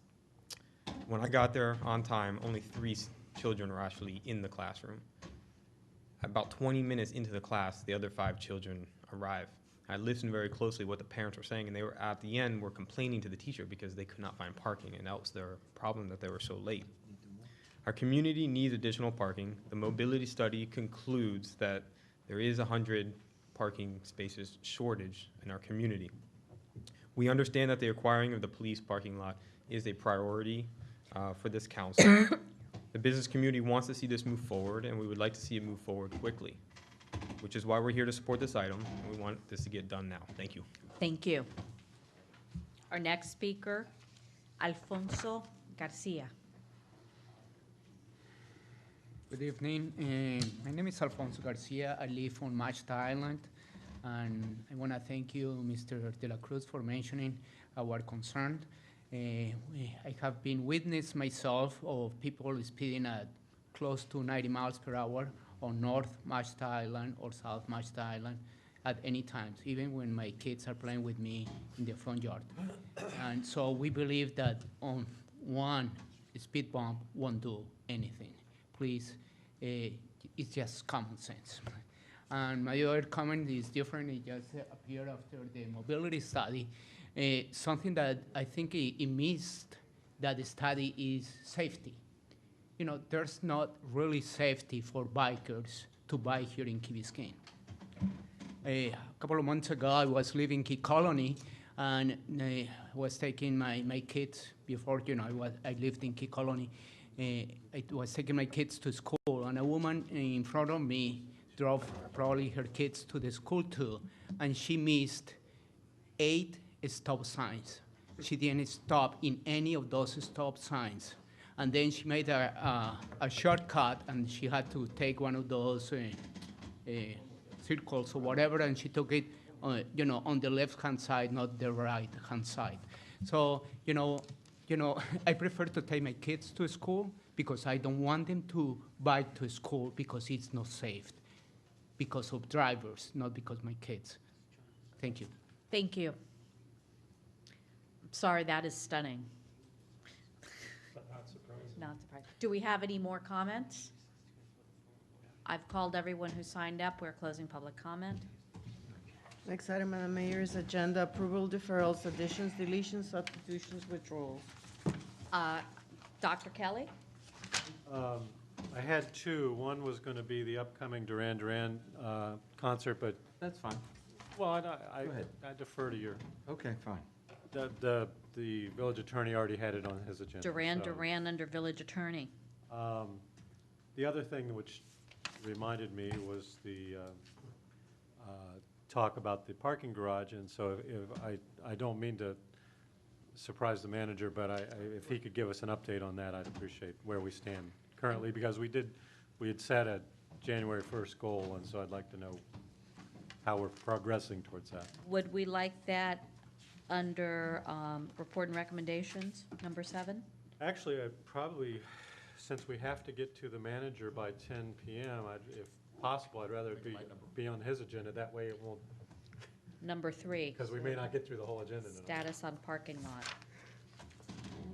Yes, Ed London. Since we had our report today on our traffic problems, I'd like to get an estimate for streetlights on every street brought back to the village by, I guess, Judd, and also sidewalks on one side of every street, what the cost would be to do these things. Again, ballpark costs, not a formal presentation from any engineering company, but rather just based on the lights you've put in now and down some of the streets, extrapolate from that, and give us a price to have the same kind of lovely street lights that might work on all the streets. Okay, Mr. London, those items are great, and we will add them to our discussion. As a friendly amendment, can I propose that we do it as part of our priorities, because that has been somewhat addressed, and so we can fast track it and do. Well, is that something that we can direct the director Yes, to do it yes, tonight? I mean, yes, next week, whatever? yes. So we could have something back in a couple weeks? We can put this, vote on it, and give direction. Fine, Okay, thank you. you're welcome. So then we're putting it as part of item 11A3. Yes, and I just have also a friendly amendment. I see that there is a resolution regarding, Resolution D regarding a request to prepare a feasibility study for burying fire line, the overhead utility lines. That is kind of companion with discussion item 2, and I think for the sake of efficiency, we should combine both items, because I do think that they are So when I related. read the resolution, we can include the summary? We can include the summary and yes, discussion. Okay. Ira? Yes. If I could add, I'll keep this within 15 seconds on the subject of the rules of procedure governing council meetings and the so-called civility aspects of it. I've been thinking about it, and I'll speak to it for 15 seconds if I could. Absolutely, Mr. Kaplan. So rules of civility. Added So to this. that would be 11A7. Yes.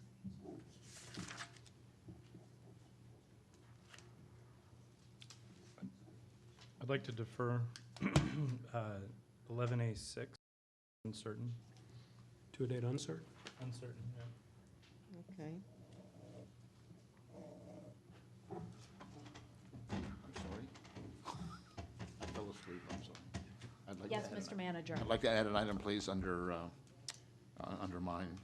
I guess it would be 4. 4, and that would be an update on the live streaming and a progress report on the chamber renovations that'll take place in the next 2 weeks. Okay. Run now.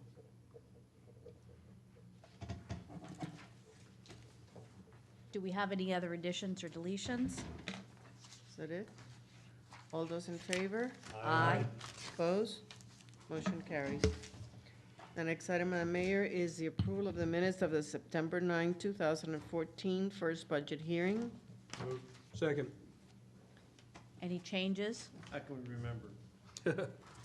I agree. I wasn't here. But you can still vote.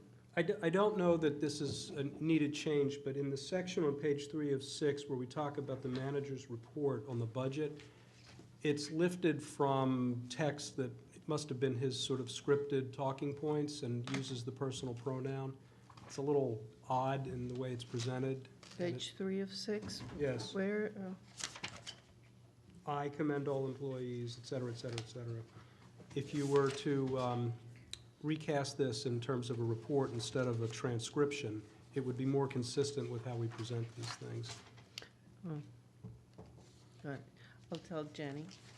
Please swear it, Jenny. Other than that, it was a great meeting. As amended, please call the question.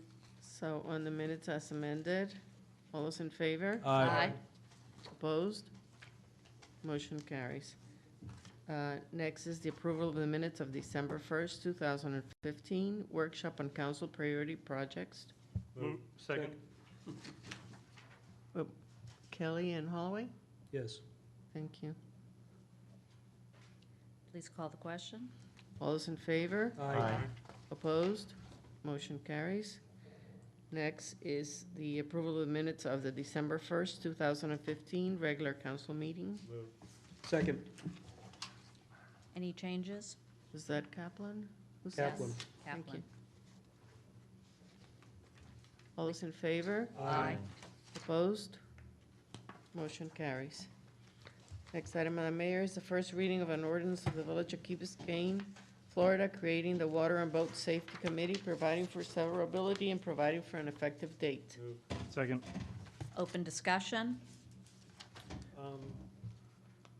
Just a minor point, do they really need 7 members, or would 5 members? That do it? was my point as well. My recollection is that we wanted a small committee, and my recollection was that it was, we started with 3 and agreed to 5. I don't remember that part, Right. but I just looked at 7, and it seemed like a lot for a very focused committee. So No problem. Thank you. I'll take it down. If I can just ask you a couple questions about this so that under paragraph number 5, page 2, 2 things that I would like you to focus on. One is what the committee's, jurisdiction is, if you will, what the goal of this committee is. We tried to take just from the discussion several weeks ago, what the brief discussion was amongst the council in terms of what you wanted this committee to look at. So right now, what we have is identifying and addressing safety concerns, including noise resulting from boating upon local waters. It doesn't have to be limited to that. I expect that there are other issues that you may want this committee to explore. And if there are, between now and second reading, I'd like to, you don't have to tell me now, but between now and second reading, if there are other particular issues that are issues that you want the committee to explore, share them with me. I'll incorporate them in here, okay? The other thing we can do is any other issues from time to time that the council may refer to the committee, okay? Fair enough. So that way, we keep an open dialogue with the committee. And just to get the ball rolling, because this was one of Jim's projects that he was very committed to, among the things he expressed was environmental impacts and issues that to be identified by the committee. Okay, that's great. And to do real-life reporting on conditions. Okay. And last, to find synergies with other agencies. Yes. Can we find maybe like a little rewording, because I'm not so sure that a noise ordinance is a safety concern. Well, I agree with you, but that was what initially drove this, because the No, issue. but yeah. And I'm not sure that, it certainly could be nuisances. It doesn't have to be noise, and it could be, I wouldn't limit exploring- it to noise, and I would say Okay. nuisance. Trespass was. And trespass is Nuisance safety. activities. Yes. Or something like that, okay. So, then, the second question I had is, and I've left it sort of both here, and I'm gonna change it depending on what you tell me. We can either have a standing committee, which is an ongoing committee, or a committee that has a particular purpose and term. I put in here 2 years, but it doesn't have to sunset and go away. Is this a committee that you would envision would be an ongoing committee, and just a standing committee of this council that will act? I envision it as a standing committee. Okay.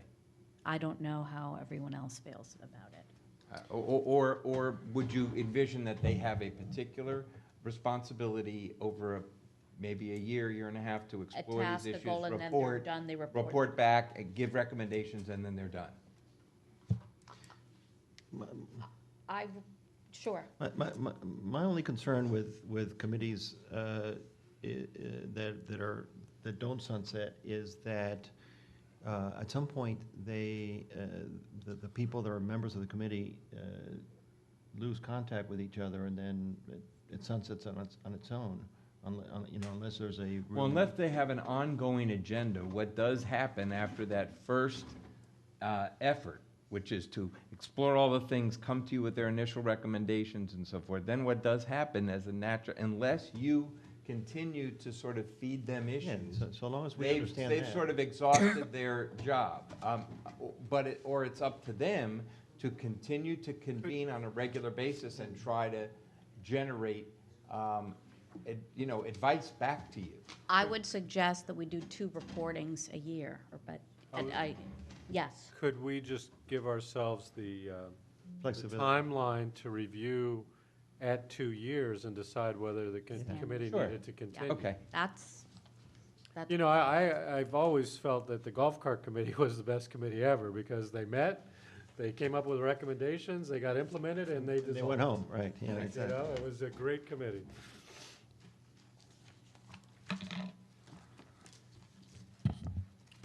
Please Okay. call the question as amended. And again, this is first reading. If anybody, it's not required, but if anybody from the public would like to speak on this issue, it is an ordinance. If not, there will be a second reading. Okay. So on the ordinance as amended on first reading, Mayor Lindsay, Yes. Councilmember London, Yes. Councilmember Kaplan, Yes. Councilmember De La Cruz, Yes. Councilmember Holloway, Yes. Councilmember Kelly. Yes. Ordinance is approved on first reading. The second reading will be on February the 9th. The next item, Madam Mayor, is the first reading of a capital project authorizing ordinance of the Village of Key Biscayne, Florida, authorizing the purchase of the real property located at 401 Hampton Lane, Key Biscayne, Florida 33149, providing for authorization and providing for an effective date. Moved. Great. Kelly and, Kelly and Kaplan. thank you. Great. I have been sending you some emails, updating you as events occur. But just to briefly tell you, we have done our diligence on the property. We've had an environmental report done. We've done the title work on the property. As part of that diligence, we have also looked into our charter and code to see what authority and approvals need to be granted by you, other than the initial decision to go forward with the purchase.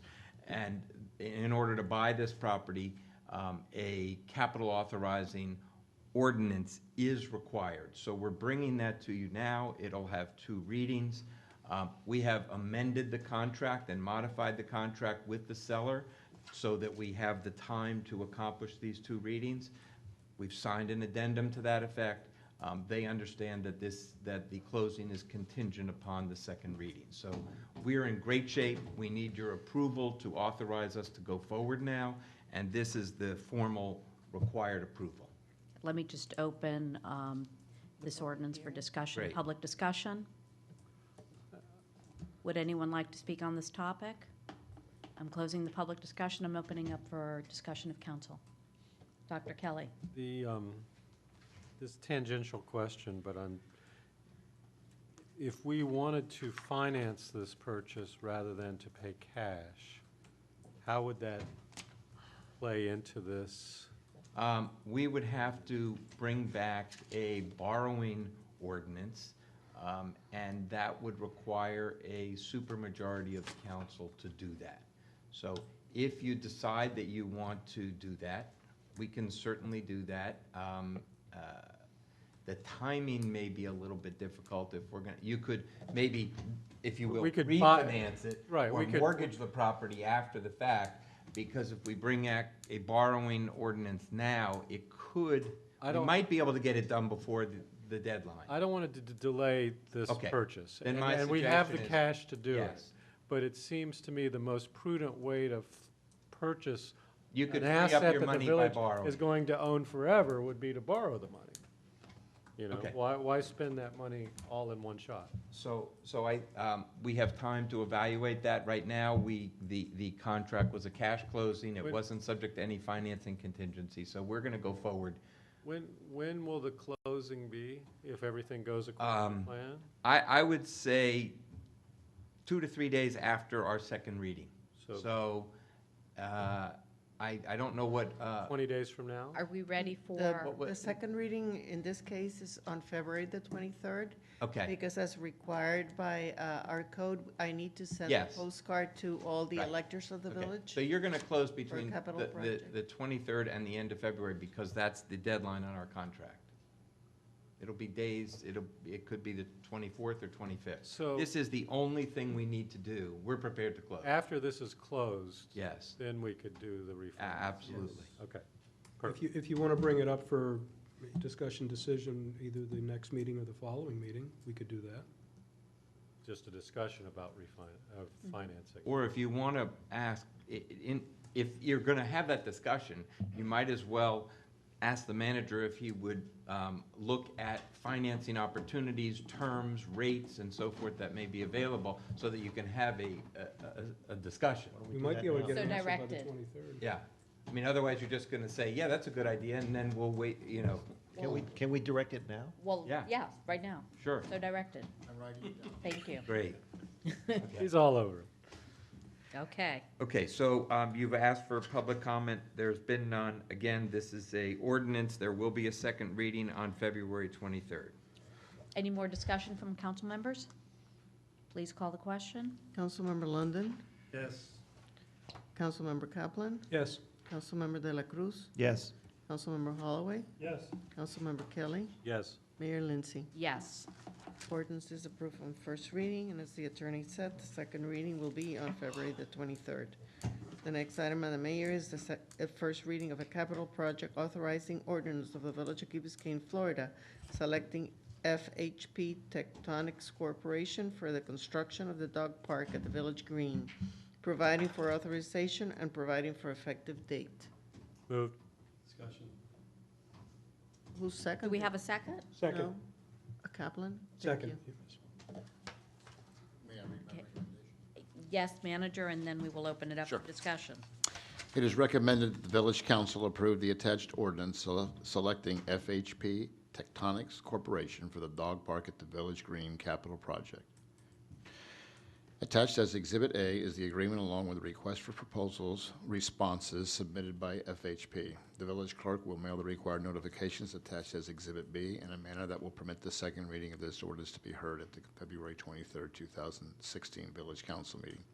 Funding for this project is available in the FY 2016 Capital Improvement Fund. The village's engineering consultant, Stantec, along with village staff, conducted the bid evaluation and recommend FHP as they are the lowest responsive and responsible bidder at a cost of $867,000. The amount recommended is the base bid price, which includes artificial turf. The notice of bid invitation solicited a base bid for a dog park that included a variety of improvements that are referred to as deductive alternate bid items, and an installation of a sod as the additive alternate bid item. If the council wishes to remove any one or all of the items, the scope of work and cost of the project would be adjusted accordingly as attached in Exhibit process. Thank you, Mr. Manager. I'd like to open this item up for public discussion.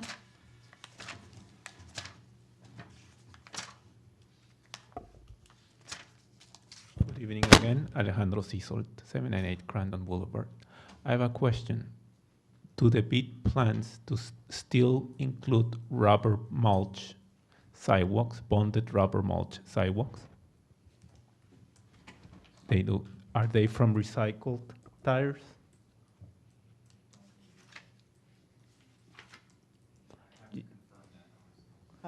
When would you be able to have an answer? Mr. Cecil, I think you're out of order. You address us, Okay. not, When would we have an answer to know if they are not out of recycled tires? Mr. Manager? Tomorrow morning? Tomorrow morning. Okay, thank you. Thank you. Any other public comments? So, Hold on one second, we have public Oh, comments. I'm are open. sorry. That's okay. Yes?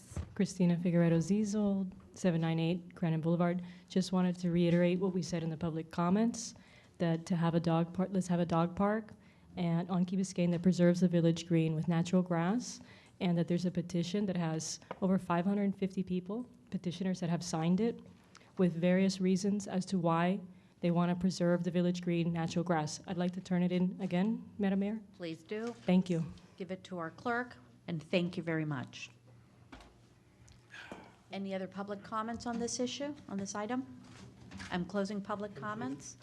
I will be opening this ordinance item up for discussion by council. I believe Mr. London and then Mr. Kaplan. You'll defer to Mr. Kaplan. Fair enough. Mr. Kaplan. I'll only comment, and I'll turn it over to Ed for more pervasive comments. I'm thinking generally and highly unfavorably about artificial turf. Since our raging discussions in the last term and last year, in part because of my own attempt to study the problem or study the technology and study the experiences, and in part because of what I've seen on televised sports, the Women's World Cup, and commentary associated with sporting events played on these surfaces, including recently in the NFL having to do with impacts, trauma, concussions, and whether and to what extent, if at all, turf is related to these experiences. I'd be inclined not to install artificial turf anywhere and wait and watch and learn more. And I recognize the challenge in keeping turf pristine and utilizable. We've made this decision that we discussed earlier tonight relative to the village green. I just think that I've come to be significantly negative about this, and I wanted to share how I got there and that I am there. And I would encourage us to sod this and not turf it. Thank you, Mr. Kaplan. Mr. London. I guess my, nothing to do with artificial turf, but rather the fact that we had 14 bidders coming to a pre-bid conference interested in doing it, and we only had 2 bidders that actually bid. And then I gave you various reasons why they didn't bid. Is that correct, Jed? And I guess I'm not shocked. I was surprised to a certain degree based on the Stantec drawings and specs and requirements why the bids were so high compared to what other communities have done building dog parks for. And I don't want to waste time, I don't want to get this thing done, it's dragged on forever. So I would want possibly to consider, and I met with one of the bidders, they contacted me, who did not bid, excuse me, not a bidder, one of the people was a pre-bid but didn't show up. And they're the ones who did the Margaret Pace Park in the city of Miami. Best of my knowledge, I think they charged $350. They did the engineering, so the whole deal was $350. We've been going there recently, last, I guess, month and a half. It's a lovely park. Is it as much as we would want? No, we probably want a little bit more than they have. Do they have the same drainage problems we have? No, they don't have the same drainage problems we have. But if you throw on, what, $75,000 for drainage, Judd? Is that from the bids? I think that's what we're, you know, you'd be up to $4.25, and you want to make it deluxe, $550,000, $600,000. And our best bid here, I think, is $863, but this includes an entrance feature, which that doesn't. I think they have $34,000 in the entrance feature. So again, if you went $600 to $650 to include all the same things, but rather than go ahead with the Stantec drawings, give the people 30 days, the 14 bidders, and say, hey, we don't want to spend more than $650 if that's the number. Come back with a design and a proposal, and basically design, build the thing. And I would, if that is the wish of the council, I go along with that. If not, then I'll just go ahead with the bid we have. And of course, I want artificial turf, because I don't think it makes any sense whatsoever, in due respect to my esteemed council member, Mayor Kaplan, that we have regular turf. If anybody's been to the dog park on a regular basis, like I go to, it's not a dog park, it's a mud ball. And John was kind enough to get us some sand, so now it's a sand mud ball. So it's better than just a plain mud ball.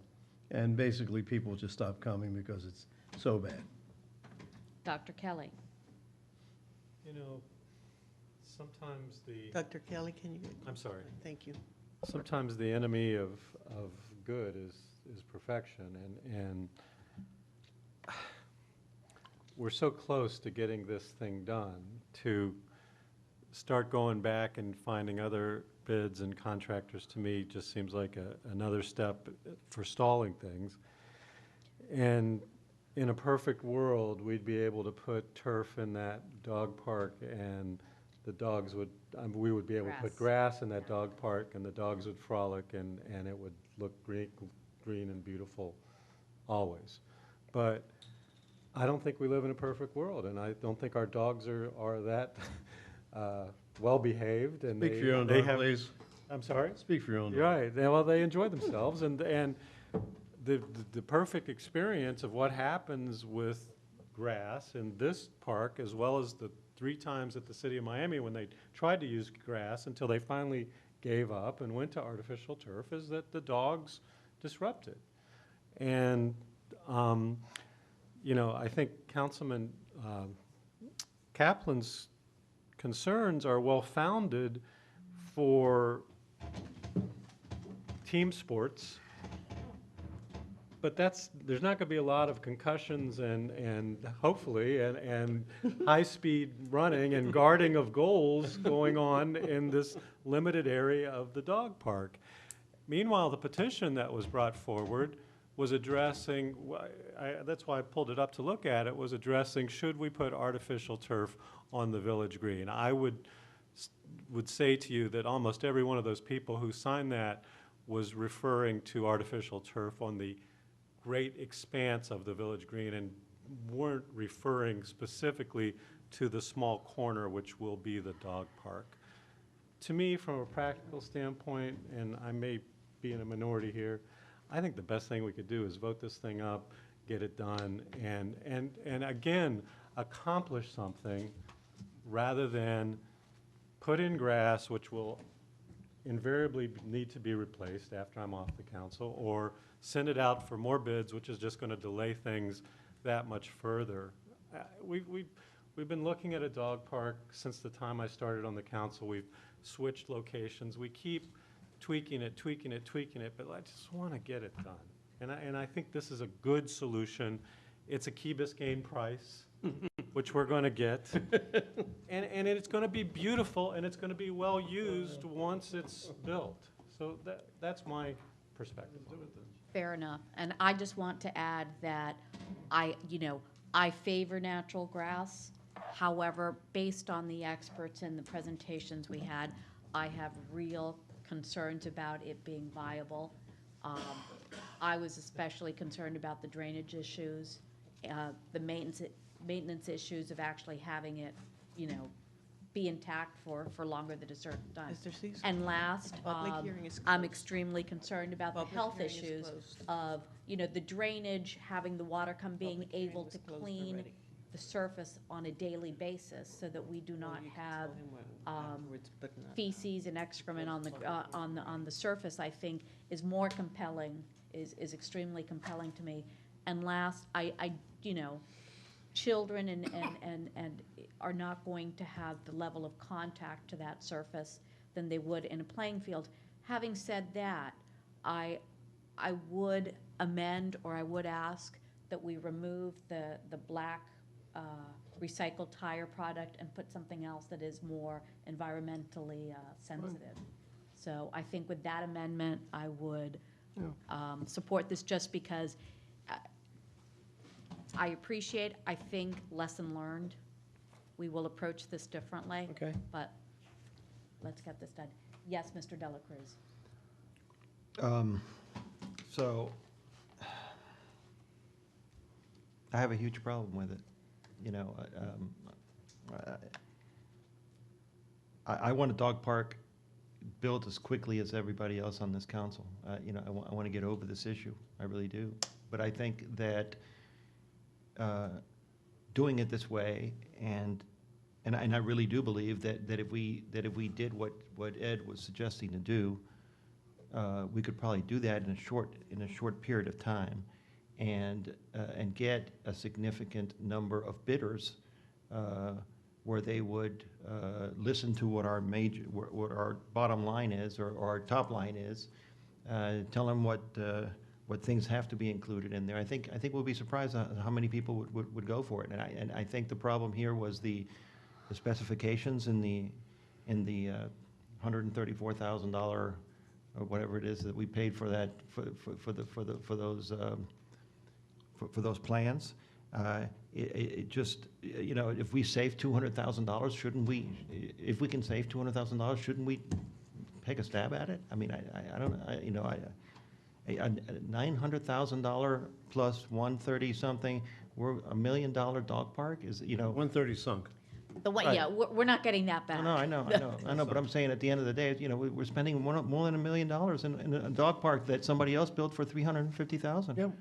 And and I want to see it, and it's fine. I mean, yes, we could add a couple of different things here and there, and we could spend another couple $100,000 with the drainage or whatever. But even spending a couple $100,000, that's $550, not $950. It's crazy. It's really a lot of money. And I treat the village's money like if it was more than if it was mine. And Ed, that's what you do every time that we have any issues here. So I'm really concerned about that, and I really would like to take a stab at doing something like that, because I think it's very reasonable, and and it would make a lot of sense. And and I've spoken to one of the contractors also, and I think that they can come in at a better price if they can design it themselves. So I have a really big problem with it. I Mr. wish I Holloway. didn't, because I really, really want to get this dog park built as soon as possible. Mr. Holloway. I haven't spoken to any of the contractors, but based on the research that was done, two of them here said specifically that the issue is not necessarily the design, but that the size, the space in which they're being confined, and it says specifically logistically too difficult, because the location was too far away from where they were. Constrained working environment and risk involved because of proximity to a public park. So, That makes absolutely no sense.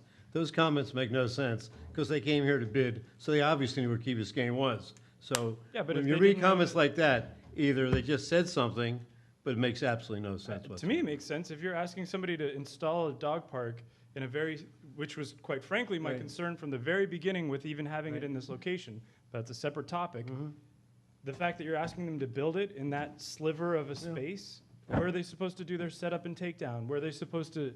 Set up and take down of what? All the equipment. What equipment? What are you to talking about? install, to do the installation. This is not a major installation of anything. There's no structure. This is no structure. I really, mean, what they're talking about is an interesting. They could And when use they, half when of they it. make comments like that. Removing it's like- trees It's and- like, it's like saying, would you, if a contractor, and I told you, do you want to build in Tallahassee? You said it's not too far and you wouldn't go to bid, would you? But if you were in Miami or wherever you were and say, we're building a dog park in Key Biscayne, and you came to Key Biscayne to a pre-bid conference, you knew how far it was, didn't you? Yeah, one person said, but But I'm specifically, telling you, they comments said- like that don't mean anything. They the just logistically weren't difficult. interested. They weren't So interested. the logistics of this, They in were my- interested also when it comes to the pre-bid meeting. I mean, it, Anyway, BSMA, I hear what you're saying. And I guess we all should make clear to everybody that there's no infill or crumb rubber or any kind of infill in dog park grass that there could be in regular athletic park So grass. we don't have to amend this to remove. No, the crumb rubber you're talking about around trees. I guess it's called permanent mulch or something. No, I'm talking about regular athletic type of artificial turf has one of many different kinds of infills in it to make it softer. And one of the things is crumb rubber, and that's one of the major things all the articles you received from our citizens have talked about. For the record, there is no infill of anything in this type of artificial turf. So can I make an amendment to make sure that we do not? I would even, well, go You ahead. did that. That's fine. No, but I need to amend it. I need Okay. a second, and we need to. I think we should amend it to But is that remove- part of the ordinance? Yeah, amending the motion. Amend the motion to No, it- that remove all artificial products other than the turf. You can't do that because you have plastic pipes. Well, I'm talking about things like mulch The- and the- pathways Okay. could all Okay. be constructed out. We have an ordinance. Yes. This is first reading. If you would like to see the specs either modified or not I'd like to modify the modified specs. between first and second reading. Perfect. Let's do that. Fine, okay. We can make those changes to reflect what you want in terms of the materials as part of the artificial turf or not. Do you have to Right, rebid? but it's not No. part of the, you're not So it's amending not. the ordinance. So let's go ahead and call the question, but Let's go. with the instruction to staff to please To amend the modify those specs. specs. Do you think it's To the appropriate? extent it's necessary. To the extent that We're- it's we're- necessary, We're correct. assuming that there's something included within these materials, and to the extent that it is, you don't want it included. And I know you will be confirming tomorrow, but in the event that there Okay. is. That's why we have two readings. Noth- so we have the Nothing may be opportunity to- necessary at all. We'll double check and see. Fair enough. I fully recognize that there are unlikely to be head-on-head collisions in the dog park. I want to draw a line and not have turf for lots of reasons, anywhere. The point about drainage, I'm not as conclusory on the unsuitability of turf as I think you expressed. Could we hear, there is a consultant here, or a contractor is here? Could we hear from them briefly on the subject of the relative virtues and detriments of turf versus sod? Is that possible? Because I don't have a conclusory sense. Today? Yes. I don't think they're here. Yes, they are. They are? Not the sod people. Not the sod. This is the artificial. But we did have this discussion Over and over again. Yeah. with the consultants originally. That was my. And they strongly recommended artificial as the best long-term solution to preserve the quality of. You know, Both preserving the qualities and for health issues. I remembered the discussion. I don't remember coming to such a conclusion, and I apologize if I missed the detail, but I'd like to, I mean, we asked them point blank, because we want. well, I'll get briefed on my own. Well, should we, Ed, but if we can call the questions and address it on second hearing, on Yeah. second. The only thing I was saying is that I guess one of the best ways of determining whether grass or turf is better, I think someone mentioned the city of Miami, Margaret, was it Blanche Park, it's called, I think, and they replaced it 3 times before they went to artificial turf. Yeah, I'd like to. I mean, there's a reason why they did it, not because, We've spent $500,000 on the village green. We have consultants out the wazoo, and we can't even get grass to grow it's only a matter of there. time till we replace that with artificial turf. Come Just on. going down the I mean, street. No, you do- It's you do have- wishful thinking. You do have to maintain sod, you have to replace it, I get all that. But I'm not as settled on this as my colleagues are. So I'll brief myself independently. Please, that's, When you do, please look at the different types of artificial turf, because there are major distinctions. There's more than one, I'll just say that. I don't want any of them, but I will. There is one kind for dogs, and it's different, it drains differently. It's one I have in my backyard. Mhm. What's it called? Sorry? Do you know what it's called? No. Ed turf. Ed turf. Doggy turf. But I can find out for you if you'd like. please call the question. Okay. On the ordinance on first reading, Councilmember Kaplan, Yes. Councilmember De La Cruz, I want this park very much. I just want you guys to know this, okay? But I've got to vote no. you said no? No. Thank you. Councilmember Holloway, Yes. Councilmember Kelly, Yes. Mayor Lindsay, Yes. Councilmember London. No. Ordinance is adopted on first reading. The second reading of this ordinance will also be on February the 23rd, because it also requires the card to the electors. So I will combine these two capital project ordinances into one card, which is allowed, and it will be mailed probably by the beginning of next week to all the electors of the Village of Key Biscayne. Thank you. The next item, Madam Mayor, is a resolution of the Village of Key Biscayne, Florida, calling a special election to be held on Tuesday, April 5th, 2016. So moved. I haven't finished. To Oh, fill a okay. vacancy on the Village Council in accordance with Village Charter, Section 2.05, subsection C, subsection II, providing for the conduct of election, establishing qualifying period to file for council, providing for an effective date. So moved. Second. Just briefly, this was, not technically, but this was one of the more difficult ordinances I've had to draft. I hope I don't have to do many more of these, or resolutions. With Jim's passing, we need to fill his seat. And because of where he was in his term, we need a special election to fill that seat. There's no appointment. If there happened to be a short term remaining, we could have done it by appointment, but we can't. So the charter provides for a special election within 90 days. I have spent a bit of time with Conchita as well as the county in trying to coordinate this to see that we can get done in 90 days, and we can. It's going to take a little bit of work, but we can get it done. The county asked us to take the election all the way out to the 90th day, so that they would have time to prepare and advertise and send out all the ballots. Many of them have, not many of them, but some of them have to go overseas. Some of them are absentees. So we have a election date, a proposed election date of Tuesday, April 5th. And we have a proposed qualifying period, which is a week-long qualifying period that would begin on February 1st, 2016, which is a Monday, and would end at the end of the day on Monday, February 8th. There's no real rhyme or reason to 1 week. It could be 10 days if you like. It could actually go out and start maybe a week or two later. We just want to try to get candidates qualified as quickly as we can so we can get those names to the county, get ballots printed, and be able to timely get this election off.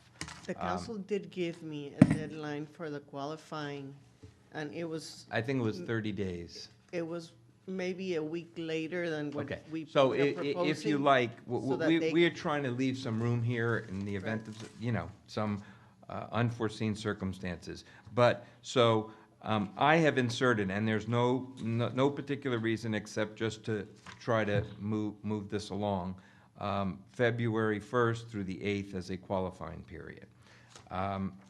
So, in terms of the choice of the election date, we have very little. The county controls those elections, but you do have some flexibility with this qualifying period. If you want to make it a little bit longer, or if you want to commence the qualifying period a little bit later, you could do that. And otherwise, I think the resolution speaks for itself. Yes, Mr. Holloway. So with the primaries on March 15th, we would probably save some money but by that, picking excuse that me, date. that doesn't give us enough time. We have a problem discrepancy between our charter and the Dade County Home Rule Charter. The Dade County Home Rule Charter says that the election needs to take place 60 days after the ordinance or resolution calling for the special election. Our charter says 30 days. We have tried when we have had charter revisions and put that question out to the public, but apparently it's a little bit difficult to explain, so it hasn't been approved. So that's why we couldn't have it in March. They didn't have enough time, for us to do a qualifying. It didn't fit in the 60-day We tried for home that rule date, chart. we Right. tried to coordinate it Right. so that frankly, there would be less cost associated with it. In this instance, we're gonna have our own special election. But we still have 60 days till even the March 15th date. Conchita had the conversation with them, we asked for that date specifically, and they said we could They not said comply. the ballots were already printed. Oh, that's exactly what they said, the ballots were get already printed more than printed. 60 days in advance? Yes. They were, For yeah, absentee because ballots. they have to send over They sheets and all they that. told They us were that already they in the had their process. ballots already done for that election. That's amazing, because there are people who are still, That's what they said. I mean, I can't believe that they print ballots more than 60 days in advance prior to an election. That seems really long. I mean, if that's what They were in the- said, but I don't know. I get the They impression were in the here that- process That's what that they they told were- Conchita. they It may were not be, in the it may not be printing. true, but that's what they told her. Yeah. There's a lot of things They that went we live. hear from the other side of the The council, bridge. the council can amend the charter. No, Council can, yeah, the charter, in no. a couple of years It after has we go through a it has charter to- amendment process. But it has No, to but go it- to the voters. It has to go to the voters, but it does, Yes. the Charter Amendment Committee makes Right. recommendations every 10 years. 5 years. I thought we moved it out to 10 the last time because they said they didn't think they needed I to come don't- back so often. I have to check, but I think, I I thought they didn't finally, recommended it. it was But- proposed, but I don't think it went through. It seems to me that this is, hopefully, we won't deal with this again for a very long time, but. This is the second time we've done this. We did it in Not 97. not for a death, but somebody resigned.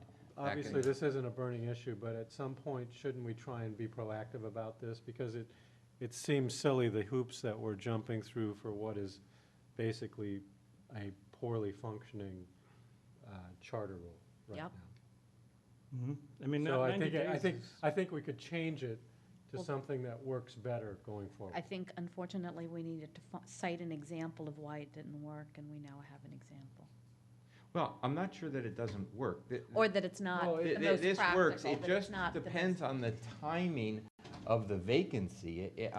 If the timing of the vacancy had occurred maybe 30 days earlier, it may have coincided Right. perfectly with the county's March election. Had the vacancy occurred when it did, apparently, But, the county's charter and their election cycle, and when they conduct that election, they don't have enough time for us to be on that ballot. So I don't know what we could do to our charter. Well, what I was thinking was, do we really need to hold a special election Oh, for any council Oh, member you replacement? could just We do could it add by the appointment. clause, by appointment up until the time of the next regularly scheduled election, so Yes. that. Yes, you could do that. That would solve. So in this instance, in November, you would have filled the seat? Exactly. We would appoint somebody from now till November, and November Okay, we'd have yes. another election. You can To me, that absolutely seems like a do much that. more practical solution Than a than special what election. we're doing. Yeah. Having to wait 90 days, well, fortunately, we have a quorum, but if, for whatever reason, 3 people can't make it, we can't have a meeting for 90 days, and we're in sort of our peak season here, so that seems like a long stretch unnecessarily. Our charter says that the election needs to take place between 30 days and 90 days Yeah, of and to when me, the to go all the way to vacancy 90 occurs. and push that Right. limit feels very lazy. Right. So if we wanted But to I change called the the meeting. charter, Unresponsive. Absolutely. Yeah, it just seems Well, like what we're would we need to accepting. do? I'll look at it, but I think you could put forward a charter amendment that is not part of the regular cycle of review. I think the council could put My forward. memory is that the charter could be changed, because we had this issue with Yes. some of the other controversies, that it can be done by a petition of the people, Yes, it can. and it can be done By by the. initiative by- of the by council. the council. Yes. But so long as it's validated by the electors at the next Right, election. but we could do this and then add it to the next election Right. in November as a charter amendment. Yes. I think that's something we should consider. Okay. I think that's a great suggestion. So Okay, but for this one, we need to, so really, the only discretion that we have, the flexibility you have here, is just a decision with respect to the qualifying period. And otherwise, we're fixed in the time. It is what it is, and it's. Yep. works. I've been working on the candidate packages, and I should have them ready probably in a couple more days. Okay, thank you. So, okay, I'm gonna do a roll call because of the importance of this resolution. Councilmember Kaplan, Yes. Councilmember De La Cruz, Yes. Councilmember Holloway, Yes. Councilmember Kelly. Yes. Mayor Lindsay, Yes. Councilmember London. Yes. Resolution is approved.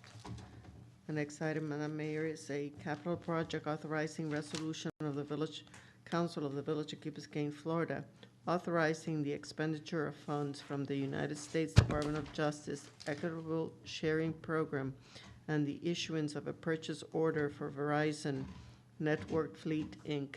for the purchase of Police Department-wide Global Positioning System Fleet Tracking Product and maintenance, including the installation and monthly fees for the remainder of the fiscal year, providing for a waiver of competitive bidding, providing for authorization, and providing for an effective date. Move. Second. Mayor and council has recommended that the village council consider and approve the police department's request to purchase a departmental-wide GPS fleet tracking and maintenance project program from Verizon Wireless.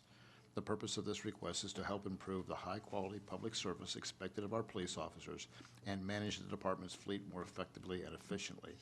The funding source shall be from the Federal Asset Sharing Fund not to exceed $13,839 to cover the cost of the equipment, installation, and monthly data charged through the end of this fiscal year. Law enforcement agencies are presently utilizing fleet tracking programs to strengthen officer performance and accountability, to enhance agency transparency, and to more effectively and efficiently manage its fleet by being able to dispatch the closest officer, thereby providing a more immediate public safety response. Verizon Wireless, Inc. provides a comprehensive GPS fleet tracking and maintenance product, and its cost includes the GPS device, its permanent installation on all vehicles, and the cost of the data transmission to and from all vehicles for the remainder of the fiscal year. If approved, the cost of the GPS fleet tracking and maintenance program will be funded by the Key Biscayne Police Department's Federal Asset Sharing Fund. Thank you. Discussion. Chief, if you could please come to the podium to answer questions, and Mr. London, I'm opening discussion. I'm all for the system, and I think it's a great idea. What I want to know is, why do we not have competitive bids? Pardon? He wants to know. Why don't we have competitive bids? We bid off the GSA contract. I know we did. Why don't we have competitive bids? I thought we went through this before. We'd go off somebody else's contract rather than getting competitive bids, and if they're the best contract, great, but why do we know we get competitive? We don't know that they got the best bid. We don't know they got the best deal. That's why, I mean, I'm 100% for it. No, I I'm just, understand that. You know, whoever has the best bid, that's comparable with apples for apples, and let's get it. But I'm not willing to vote for something where we have no idea what it cost. And then you can say, well, yeah, but somebody else is paying for it, so it doesn't really matter. Well, there'd be more money left for us to do something else with. Well, actually, and this funding just dried up. It's not Oh. going, the federal the asset sharing is. It's currently temporarily suspended by the federal government as far as the payment of any future DAGs go, or any DAGs that are currently in the system. However, according to the feds, that is just a temporary taking of funds by the federal government into the big pot to use for the general fund of the federal government. And we are hoping that in the future, they open it back up. But in the meantime, we do have funds, and that's how we were planning to pay for this. Thank you. Mr. Dela Cruz? We're talking $13,000 here? Yes, sir, total. And then we were talking $900,000 for a dog park? How can we even be thinking about this? We are. Okay. We're not, we're going to vote on it. Do I have any other comments? Let's call it. Let's call the question, please. All those in favor of approving this resolution? Aye. Aye. Opposed? Aye. Motion carries. The next item, Madam Mayor, is a capital project authorizing resolution of the Village Council of the Village of Key Biscayne, Florida, selecting the bid of Williams Paving Company, Inc. for traffic calming at Fernwood Heather intersection north-south Mashta and Woodcrest Speed Tables Improvements Project, authorizing the village manager to execute the contract for construction for such project, providing for implementation and providing for an effective date. Move. Second.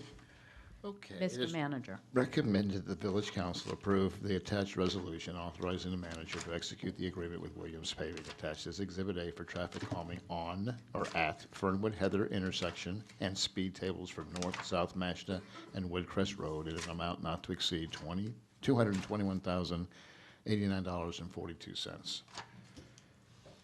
I just learned this evening that there is a bit of a discussion about what we originally planned, what we came before council with, what we went back and had bid regarding the tables on both North and South Mashta. My question to you is, I believe that the reason it was done that way is because of the policy set by this council that if someone wanted a speed table, if you had a certain number of the neighbors that were affected and you got the consent and support and they requested it, then we would discuss it, consider it, and approve it if we deemed it was appropriate. That process, we went through that process. I remember that when the neighbors came before us and we got a number of approvals or consent from the neighbors, did we get enough to do the other end, or do we not have that? Or do we have a majority or the number of, do we have the number of approvals or consent from the neighbors that are directly impacted if we were to put them east of where we're thinking? The petition was for traffic calming. Okay. I have a suggestion too. I didn't have a chance to run it by the manager. No, you didn't. Is if you're hesitant to put one speed table on Mashta, or north and south Mashta, and you want to test the location of two speed tables, we can do our asphalt humps, relatively inexpensive on north and south Mashta, and you can see the effectiveness of that. We can still award the bid for Woodcrest and award the bid to Fernwood Road. Fernwood. These asphalt humps, tell me, are not going to be like the ones on Greenwood? No, yeah. No, they're more like the ones on Fernwood that we put in. Fernwood, the 700 block. Was your question was prompted by what happened on Mashta to add these proposed projects? Well, you know, my issue, my question is that while this was raised by the neighbors because of a perceived and real issue, and what was addressed and what was requested was one speed bump, we may have not gone far enough. And from our discussion with our traffic expert, he said that we should really consider two, that usually two are more effective. We did not have the benefit of that knowledge when we voted on this, so I think it's worth considering. So my issue is, do we do a change order and we do two after consulting with Mr. Cordino tomorrow, or do we pilot these two asphalt bumps? I think that's where I'm going, either one or the other. Yeah, I think we should, I mean, there's got to be a way that we could check with Joe, talk to him, find out about the lengths Well, involved. there's also a standard, you take the length of the street, and then there's so many feet in between where you stop, and then where you hit the speed table, and then where you stop again. And that's why Stantec was looking at one speed table and not two. And so in that, what is the best practice for that length if you're thinking of two traffic calming devices?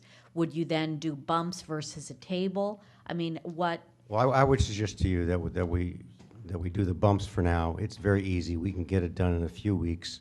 It's inexpensive, and we can move forward and see whether the two works well. I'm confused, though.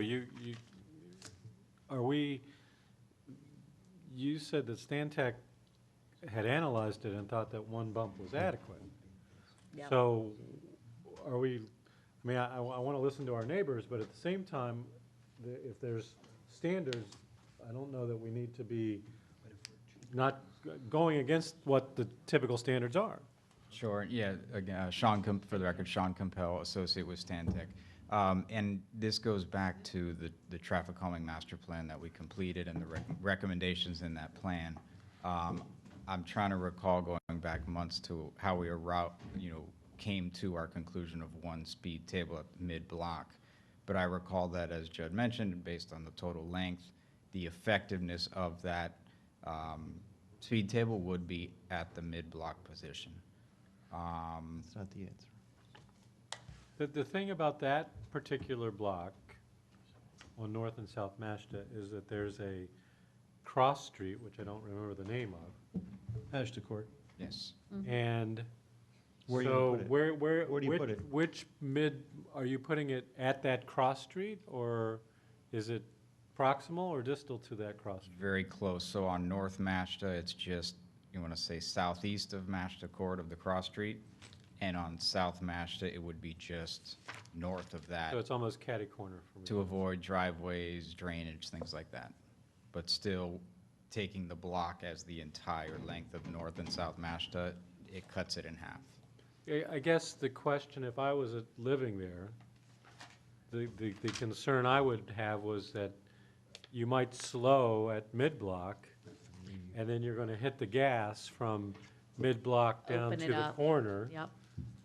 As most of our Key Biscayne drivers do, you go on two wheels around that corner, For and fun. then you hit the bridge at about 70 and you go airborne. And then you hit the circle Right. and whip around. So yeah. I understand why they might feel that a second bump somewhere near that corner before you turn to go over the bridge might be helpful. So why don't we approve the two that we don't have a problem with?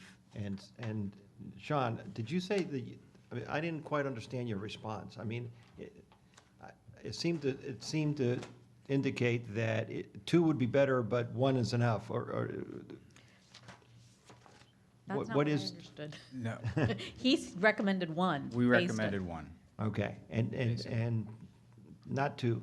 not two, based on the total distance of the block and installing one at the mid-block of that. Yeah, well, I of the happen to one. agree with Mike. You know, I mean, just from looking at it, it just seems like it's, We know what people do. right. But from a practical standpoint, we can approve this tonight, they'll get one, and we can come up with a plan to do a second one if we want to do that. But would you But put you them at a can't- you different, can't- you would can't put them them in a at the- different location? Yeah, it's a location, the issue. You would put it in the thirds, you wouldn't do it towards the middle. Is the reason that you think one is sufficient because there's not enough distance between the one and the curve to really accelerate? Correct, to pick up enough speed to. There's Hearing. Forget that, dude. I could That do. may be thrown out. I could do 90. There's too between many that- Porsches on that there's bump too and many that Porsches curve. on that street. You know, I just don't know. I just don't know. This might be overdoing it, but you could put the speed tables we're recommending and 2 asphalt bumps, maybe in between the corner and the speed table. That would prevent people from, there would be all this room to accelerate. And spikes. Yeah. Why stop? I mean, if the council feels it two should be studied, then, why don't we could approve the ones for That's what I. Woodcrest and, what's the other street? Fernwood? Or Fernwood Heather, which is. Here's my problem, and I But I think, hate to do that. I think we should do But that. we got one dangling here. I hate to miss the opportunity. We should do that. My observation walking up Harbor Drive between Christmas and New Year's included seeing a very high-speed Porsche, silver Porsche, driving northbound on Harbor Drive. That's a scary memory for me. Where's your alley? Pardon me? Porsche. No, it wasn't me. He's talking about the kids that were Oh, I hurt. thought it was you. Yeah. Yeah. So if the standard thinking and methodology doesn't take into account the experience that I had on 3 occasions on Harbor Drive, we need to rethink the standard theory and methodology, I think. Well, then, Let's approve the 2 that we don't let's have a approve the problem 2 and ask them to bring back a So we need an recommendation amendment? for Yes. 2 on Mashta and Right. on each of the Mashtas. I think that's right. So we need to Remove, amend the resolution to What I would suggest is that we approve. table it? No, I think we No, can let's do it not- tonight. let's No, not I don't want to table penalize it. the- No, I think we should go ahead and Question. approve the resolution with with a direction to the manager to only let that portion of work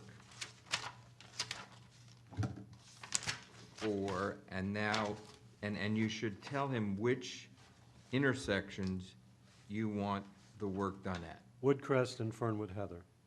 Okay. We want to let those. Okay. And we don't, And that there shall be no further notice to proceed to the contractor until the council takes further action. On Mashta. On Mashta. On Mashta, right. And in the with some meantime, can direction we to do get a something. report, Right. a report on the Mashta situation by the Well, next meeting? actually, what we'd like is a plan Yeah. to Speak to do, Joe and everybody else. to incorporate 2 speed bumps in north and south. Or speed Or tables. speed, whatever they Whatever. recommend. But, not to diminish your knowledge, but our experience with those streets are that they need more aggressive than just a single one. Yeah. Particularly a straightaway of that duration. Even on curved streets, the experience is maybe a little different than the standard thinking on this. There's a reason that I'm And this resolution has my final approval as to the content and legal sufficiency, so I'll ensure that we limit this to the 2 that you've identified. May I channel our friend Jim and just ask a question on insurance? Yes. I just feel like I should. Sure. The coverages seem right to me. The only question on the certificates and the scope of insurance protection for the village is in addition to being an additional insured, is it right to be a loss payee on the damage claims, defects and damage claims, as opposed to liability? We could add that. Jim never asked for it, but if you want to continue in. He is in going that to vein. take it to the next level. If it's the right thing to do, Okay. I just raise it. I don't know the answer, but Fine. it occurred to Yeah, me. that's a good idea. Okay. Please call the question as amended.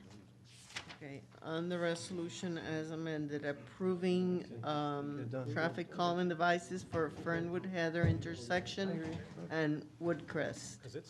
All right, fine. All those in favor? Aye. Opposed? Excuse me. Motion carries. Did you have something to say? I apologize. No problem. Would you like me to open to, Forget it. I distracted.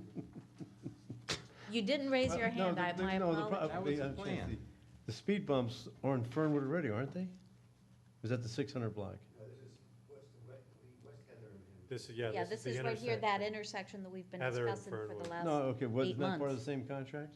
Yes. Fernwood, well, my question is, these bumps we're talking about, the asphalt bumps, that's what's already in its 600 block of Fernwood, or is it 500 block of Fernwood? I guess. I think it's at the 700, it's at the 700 block. 700 block. Oh, the No, it's, No, I think 600 block. 600 block of Now, Fernwood. is that the same kind of speed bumps we're talking about? Not necessarily. I was suggesting it was a temporary measure. Oh, that's strictly temporary. I mean, Right. So what are they gonna do different? Because that, to me, that's a very simple thing. When I see these prices, I go, wow, for that, to just. That's why I came in, suggest they cut that, it out, paved it, it took, what, half a day or whatever? and then it's very effective. But I mean, is that, were they gonna do something else with that? Not on Fernwood, no. So how much does that speed bump cost?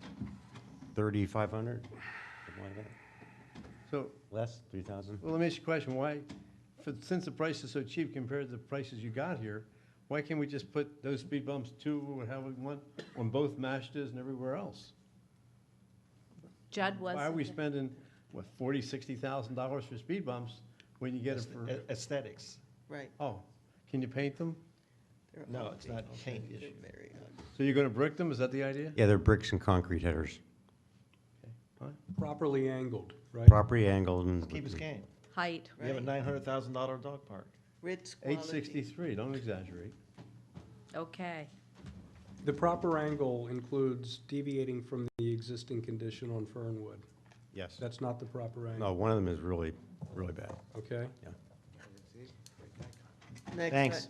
Next item, Madam Mayor, is a resolution of the Village Council of the Village of Key Biscayne, Florida, authorizing the village manager to prepare a request for proposals, qualifications to retain a firm to prepare a feasibility study for the burying of overhead utility lines within the village and providing for an effective date. Moved. Second. And we are Okay. combining this item with item 11A2. Yeah. And so I wanted to give a little overview of the workshop that we had December 1st. I'm sorry, it was December 10th, sorry about that, I was thinking. But to begin with, the burying of the power lines in of all the utility lines in Key Biscayne has been a capital improvement priority since incorporation. We have periodically studied the project and at different junctures through different councils felt that the conditions were not right for taking on this project. Some of the issues that were identified previously were the fact that there were not enough redundancies or safety mechanisms, or the technology was not there to have buried utility lines that could be addressed or that could be corrected upon when there's interruption to power due to a storm or some other kind of environmental condition. The other issue was price. Previous councils went out and got bidding from FPL and from different consultants, and the price at the last time that we checked, which was approximately 5 years ago, it was $24 million. Since this time, there have been significant improvements to the technology, and our needs have grown tremendously. So on December 1st, we did have a workshop. The workshop was led by subject matter expert and our consultant, Paul, you are here. In addition, we had 3 representatives from FPL, including their expert. There's a regional expert on burying utility lines and the power lines, and we had a couple of other professionals weighing in and residents. The findings at this workshop were, very favorable. For one, the price is actually because of new technology and improved efficiencies and less intrusive trenching. The price, the projected price has gone down from $24 million in hard cost to approximately 15 million in hard costs, and if you were to add soft cost, it would be less than 18 million. Another thing that has that was interesting and made this worthy of consideration is that the technology is such that there's a lot more redundancies in the circuits, and so power interruption is actually minimized and corrected in a much faster rate than had been possible before. Other things of note is that our demand, the power that we are drawing, has increased tremendously with the increased redevelopment of individual family homes and condominiums. So what we actually have, the draw that we have is increased tremendously from our existing needs with Mackles and with much smaller buildings. Last, which was addressed by residents, is the fact that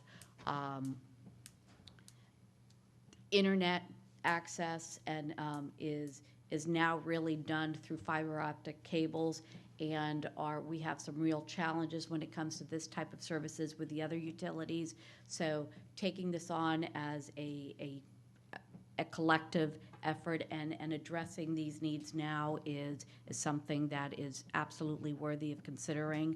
So the question is, and Mr. Dela Cruz, is what is the next step? And I think we all want to determine whether this is, the right time to do this, what the costs are, whether the technology is there. And we have this resolution. I think it's an excellent resolution.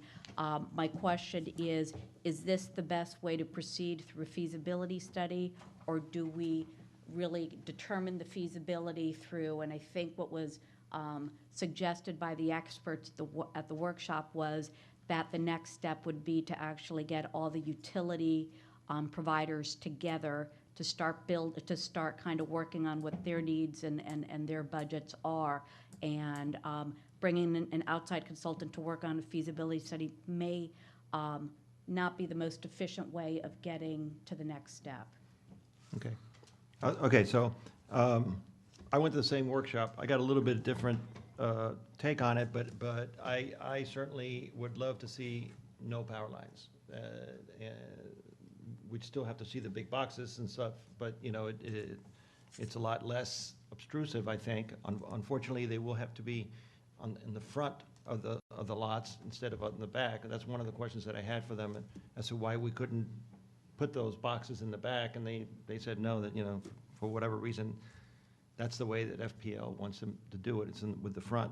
So basically, it's one box, and you've probably seen them out there wherever there are underground utilities. Every 4 houses, I think it is. They said So- they could go up to 8 now. What's that? They said they could go up to 8. Yeah, right. It depends on the size of the house and the If you go draw. down Island Drive, they're buried already. Yeah, You can see yes, them. Right, and you right. see that, Okay, and the Florida. boxes, the Right. boxes are on Island Drive, and actually, the profiles of the boxes are much small, well, are smaller now. So the Yeah. technology of the switch There boxes are some smaller. challenges. We are in a particular place where we suffer significantly from floods, and the flooding is an issue because it does delay any type of repair work. However, I don't know that the power lines are going to require repair work necessarily when there's a flood, because my big question to them was, is it okay for these power lines to be underwater most of the time, if not all the time? And their answer was yes. So that was my biggest question going into that meeting. So I am convinced that I would definitely want to study this, and this is the time to decide what to do. So I didn't know what the next step should be. So what did I do? I went to my great resource, who happens to be the guy who's been here longer than anybody else, our eminent attorney, and asked him, Steve, help me out with this, where do we go from here? I think I'm 100%, but I really don't know, and I'd like for somebody to fill in all the gaps that I see. We have issues with who's going to pay for this, exactly. How is it going to be paid for? Is it going to be a bond? Is it going to be a special taxing district? There's a lot of moving parts of how to be able to do this project, not just the cost of the actual work. Not just picking the contractor that's going to do the work and going forward with it, but a lot of different variables that will make it. We obviously, this is going to have to be voted on. It's a lot of money, so we're going to have to borrow it and such. So we want to make sure that our people know as much as they possibly can, and that we can put forth as much information as possible for them to make the decision to go forward with this project or not. I would love to see no power lines. So I asked Steve? Steve, I was going to call him Richard, because I knew his father before him. Anyway, I asked Steve to help on this, and he said that the way that, that he was very thorough on it, that the way that he thinks it should be done, and the way he's seen it done in other places that he's represented and such, and is by way of a feasibility study. Now, I don't know. I certainly need a lot of answers that I don't have. Not just, yes, I don't want to see the lines. Definitely I don't want to see the lines. I know that. And I got the answers from Florida Power and Light that they told me that these lines could be underwater. And absolutely, fiber optics is got to be, one of another big reason why we want to be able to That I'll tell you. I mean, and a couple of other things that came from this workshop. One, our service line, our direct line, does not come over the bridge. It actually is buried underwater and comes across Biscayne Bay, which means not only are these lines okay in water, but if we were to upgrade the rest of our system to power lines, we would have much less interruptions and shorter interruptions during a storm, if at all. Right. The other things that are interesting is our substation, which is next, is by Calusa Park, is woefully obsolete and out of date. And it actually, the direct source connects underline from there, and so it's an opportunity to upgrade that. And last, which FPL was actually very good about, they said, that their hard costs that they thought, I think, Paul, and their hard costs were about $12 million, and they thought $3 million in hard costs from the other utility providers, but that they thought that they disclosed that most of our transformers and lines and current equipment is 60 years old at the end of its useful life, and that when this happens, because they are scheduled to do upgrades to the system, that we could negotiate credits for that as well. Yeah, can I so address there are that? a lot of things that are aligned. I agree with you. We need more information to make an informed and educated and responsible decision. But I do want to emphasize that our community was, committed to this 25 years ago. The demographic change is such that I think and the change in technology and in demands is such that I think there will be even more buy-in. Costs have always been an issue. It's been prohibitive in the past, and the technology has not been where it is now. So, these are all things to discuss. I think what we need to determine today is what is the best way of gathering this information, this next level of information, and I would suggest that actually directing the manager to have organizational meetings with the different utility providers to get more of a game plan and get some of these questions versus a feasibility study is the best. Okay, I understand. How are we going to address the issue of who's going to pay for it? How are we going to pay for it? that plan. That's my, my concern. It's not just the providers that are going to actually do the work and get us up and running, but the whole plan. It's, there's a lot of moving parts. I mean, I don't have that expertise. I don't think you do either. So how are we going to do that? Who's going to get that us that information? You know what, Ed and then Frank, and I think I have an answer as well, but yes. I'm all for the underground power lines. I think I brought it up as soon as I got on Yes, you did. council, and I went to the same meeting you both did with FPNL and everybody else. And I would hope we've learned our lesson through the dog park and through the other things we've done, hiring these consultants to do all these things, we wind up. And if you remember, I asked one of the questions when I was at that meeting, could we get a design build underground utility contractor? And they said they would give you the basics from FPNL, but then he could design his own layout to conform with that. And so and I brought this up before, and I asked John, and he wanted to have the workshop ahead of time, and I thought that's fine. But the one thing that we can do, which costs us nothing, and we're not reinventing the wheel. This is done by many communities over and over again. The technology, well, it might be slightly different, but they've been trenching and burying cables and this stuff forever. You have a licensed underground utility contractors in the state of Florida. They're all licensed. It's a specialty.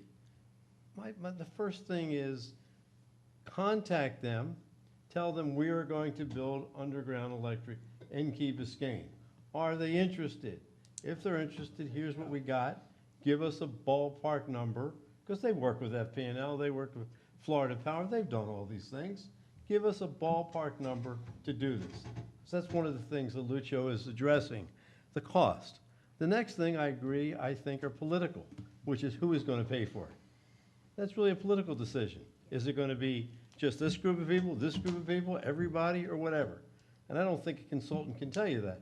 I think that is what we have to do dealing with our constituency. Third of all, how are you going to pay for it? Are we going to pay for it out of debt? Is it going to be short-term debt, long-term debt? We're going to have a bond issue? What are we going to? But that, again, that'll be determined at the time we go to do this. What is the condition of the bond market? By whom?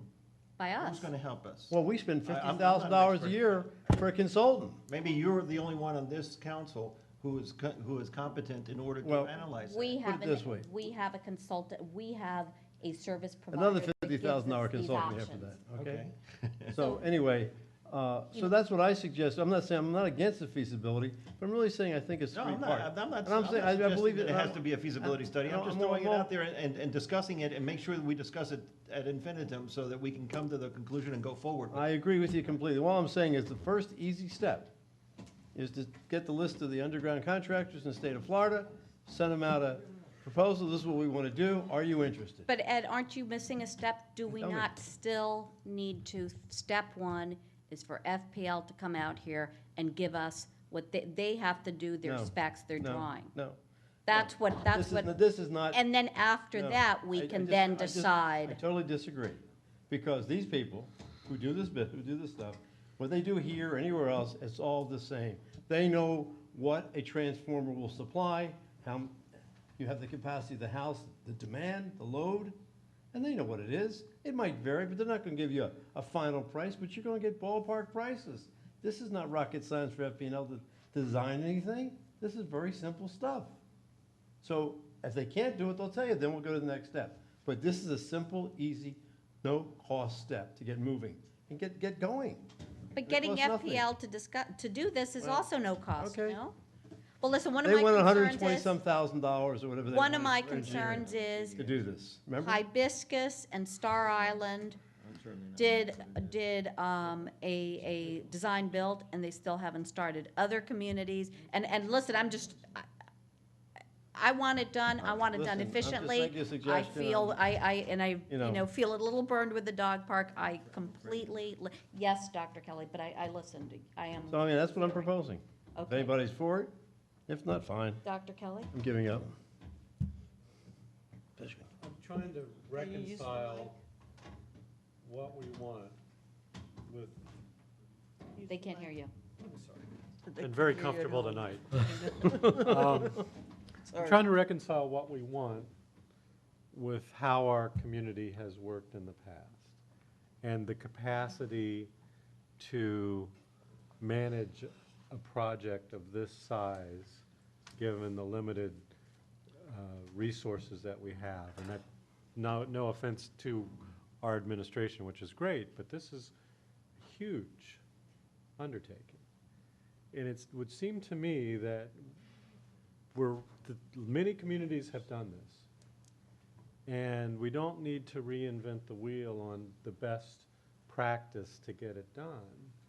But that were we to contact as a first step 4 or 5 communities that did it, how did you do it? What did you learn? What would you do differently if you had to do it again? Who did you use as a consultant? Because what we want to do, I think, might be a little different from some in that, but burying fiber optic at the same time, you know, maybe a little bit more than just dealing with the electrical contractors. I don't know, but I think FPL said that wasn't an issue.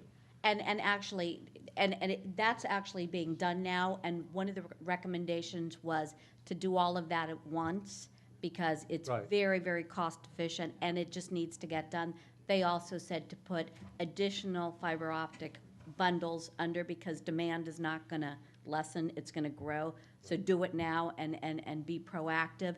I have to tell you, I did that after a workshop that was recommended by our experts. And so I actually went out to Golden Beach a couple of days ago and toured, because they completed their project about 3 years ago, and I met with their manager. And you are right on. They said you actually do need a project manager, that it is something that is very labor intensive. It is incredibly, it is worth having that type of resource. Mm-hmm. He also emphasized the need for good communication and PR and buy-in from the community, that in and of itself needed to be front-ended and was very much worth the effort in terms of setting expectations and getting good results. He also, and I believe, I don't know, we need to ask the manager, recommended that we contact, we may already have the information, the Jupiter Island. They are more similar in demographic, you know, they're very similar in demographic to us, and they did things very, very well. And yes, we have pitfalls, but I think we can be doing this while, you know, this is, you're right, and I know I have started that in order to. So could we ask the manager to do a search and bring us back 3 consultants as someone who would potentially project manage this process for us? Would that be a reasonable way to start? You don't have a project yet to manage. I don't know what. No, but I think we need someone to define. Can we ask him to explain it the way he explained it to me? That's probably a good idea. Okay. Okay? Why don't you talk about it? You all, I think there's a desire here clearly to move forward with this undergrounding of the utilities. Okay? I mean, it seems to be pretty unanimous, and the community seems to be behind it. And all of this different information you're getting from different places and all sorts of stuff, and you can do exactly what you want.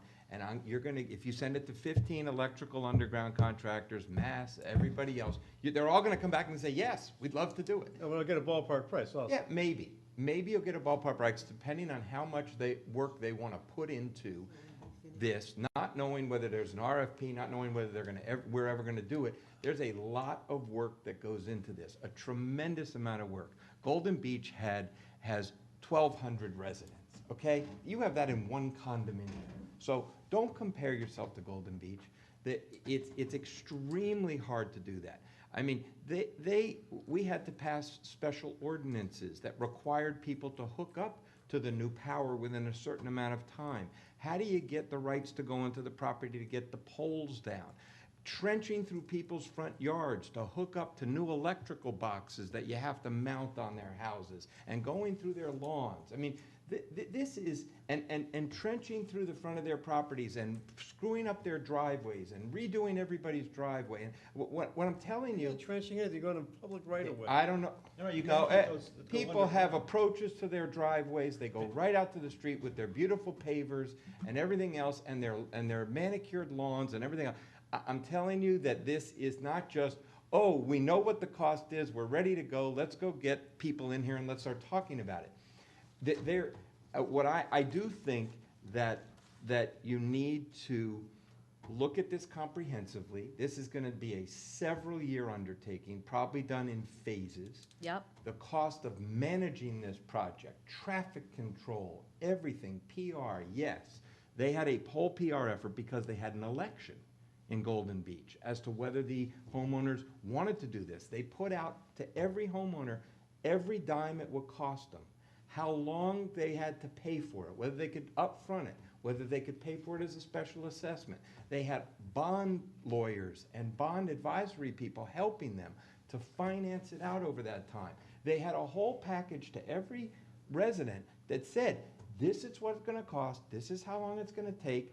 There were workshops and presentations, and so, and that was essential to convince the community to make this effort. So it's not, I don't think you're ready to bring all of the contractors in here or the providers and say, okay, give us the information, what do we got to do? I really think. I'm not suggesting that. Well, I know, but well, I know there are some people who are suggesting. What I'm saying is that I do think you do need a process to move forward. Nobody here has done it, and nobody has the time or knowledge Agreed. to undertake this kind of effort. If you look online, I can tell you there are hundreds of municipal feasibility studies on undergrounding utilities. That's what virtually every community does, unless it's just one downtown street where they're going to underground the poles in a beautiful little downtown. They do it in-house typically. Their utilities people will do it. But when you see neighborhoods and areas and whole communities, they've put out feasibility studies to understand the time, the cost, the extent of the work, and so that you all can balance whether there are really the benefits you expect. Those people will meet with the FP&Ls and the contractors, and they will come back to you and give you the cost estimates, the timing estimates, and then you'll be able to assess, is this worth it or not? And do we want to move forward with stage 2, which is to get everybody in here and either do a design build or hire our own designers who are going to design it like a Stantec and come in, and then we'll put the whole thing out to bid. I think you need to just take a step. It's really not a step back; it's a step forward. But the step forward is to bring somebody on to help you assess every component of this, and look at it comprehensively, and also maybe provide you with a sort of path going forward should you decide that you want to do it. But that's just my feeling of the best way to do it. I am concerned about just kind of getting people together in a room in the manager's conference room and bring in, the cable people and this, and they'll all sit at a table and say, yeah, we'd love to do this, and then what do you do? I just don't know where we're going to go with that. Fair enough. Mr. Kaplan. I'm ready to support this pretty much as written. I think it's 10 o'clock and we need to get to the manager.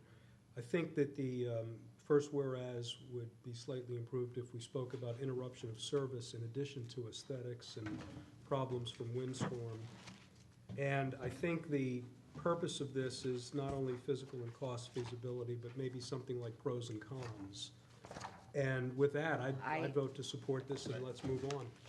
Yeah, the only thing I would add, which reminded me, is that we've been through this process before. We went through it with the sewer lines. Exactly. It's almost exactly analogous. Yep. people had to pay to hook up. They had a certain time frame to do it in. It was. We had to get Landscaping waivers from driveways. Dade County, and the It was code. incredibly disruptive. We had homeowners going crazy. Right, so- Mayor Vernon at one point was in the trenches up to his waist in water, which may be your role. So, I mean, it's a big deal. It is done in phases, so I guess the question is, it's a big deal, but I think it needs, Nobody says it's you not a can't, big deal. you can't not do it. I mean, it's a big deal. Can we add what Frank Yes. said and call the question and see if we can get forward? Just one last discussion item. Now, do we go to bid to get an expert in it to give us an assessment Yes, of this is what the project This is a is? request for proposals to people for the industry to make a proposal to you on what it will cost to do a feasibility study. So they're gonna come here and they're gonna say, we wanna do your feasibility study. We've done 3 or 4 of them around the country. We're the most qualified and here's our price. Okay, so you've got to select the firm to do so this is just the first step, which is for the manager to put out an RFP requesting that qualified engineering firms or consulting firms make presentations to you with a price on preparing the feasibility study. And you will tell them the scope of that feasibility study. You'll work on that with them in terms of whether you want financing people to be a part of it, which I would suggest would probably be a good idea. He was going to get a check back. And so this is the first step. This will be your consultant advisor on how to sort of begin the process forward. They will lay out the scope of everything and give you the pros and cons. Moved. Councilmember Kaplan, Get it for done. clarification, can you give me your amendment to that first whereas clause? First whereas regarding interruption of service, the aesthetics of overhead lines and potential public safety risk. And third whereas, examine the physical and cost feasibility and pros and cons. Thank you. So are we ready to call a question on that? Yes, absolutely, please. Okay, on the resolution as amended, all those in favor? Aye. Opposed? Motion carries. Since it's 10, almost 10 after 10, we'll go now to the village manager's report. And the first item is a request to authorize the village manager to negotiate the feasibility of installing athletic and court lighting at the Key Biscayne K-8 school with Miami-Dade County Public Schools. Very short. I've been looking at ways of finding the ability to add life to the fields. We certainly heard this evening that rotating around on the fields is an option. We do have one field on the key at the K-8 that we maintain, but we don't light. So before creating a major storm and going to the school board and asking if they would like to work with us on this, I thought I would give this option to the council to give me direction as to whether or not you thought it was feasible and you would be willing to allow me to negotiate with the school to come back in and put stadium lighting up at the school so that we can use the fields there also at night. Dr. Kelly? My memory is that we talked about this before and that the homeowners immediately adjacent to that school are adamantly opposed to this, and their proximity is much closer than those who are on Harbor Drive or to the Village Green. And I understand how lights now are directed downward and they shouldn't glare, but nonetheless, I think it's creating a lot of lighting, even if it's indirect lighting, that wouldn't be there. And I suspect we would face a lot of opposition. Okay. That's my impression.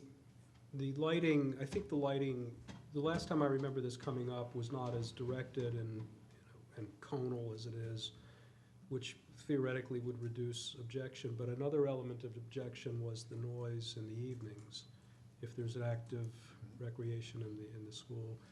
You know, we could broach it, we need it. Whether there would be a backlash that would dissuade us, I think it's probably more likely than not that that would occur. I definitely think we need to speak to the neighbors first. In addition to the nuisance of the light, you would have, create a parking issue as well. Yeah. And I think, again, the streets are so narrow, and it is in the middle of a, just It's a residential enclosed neighborhood. residential. It's a very different setting.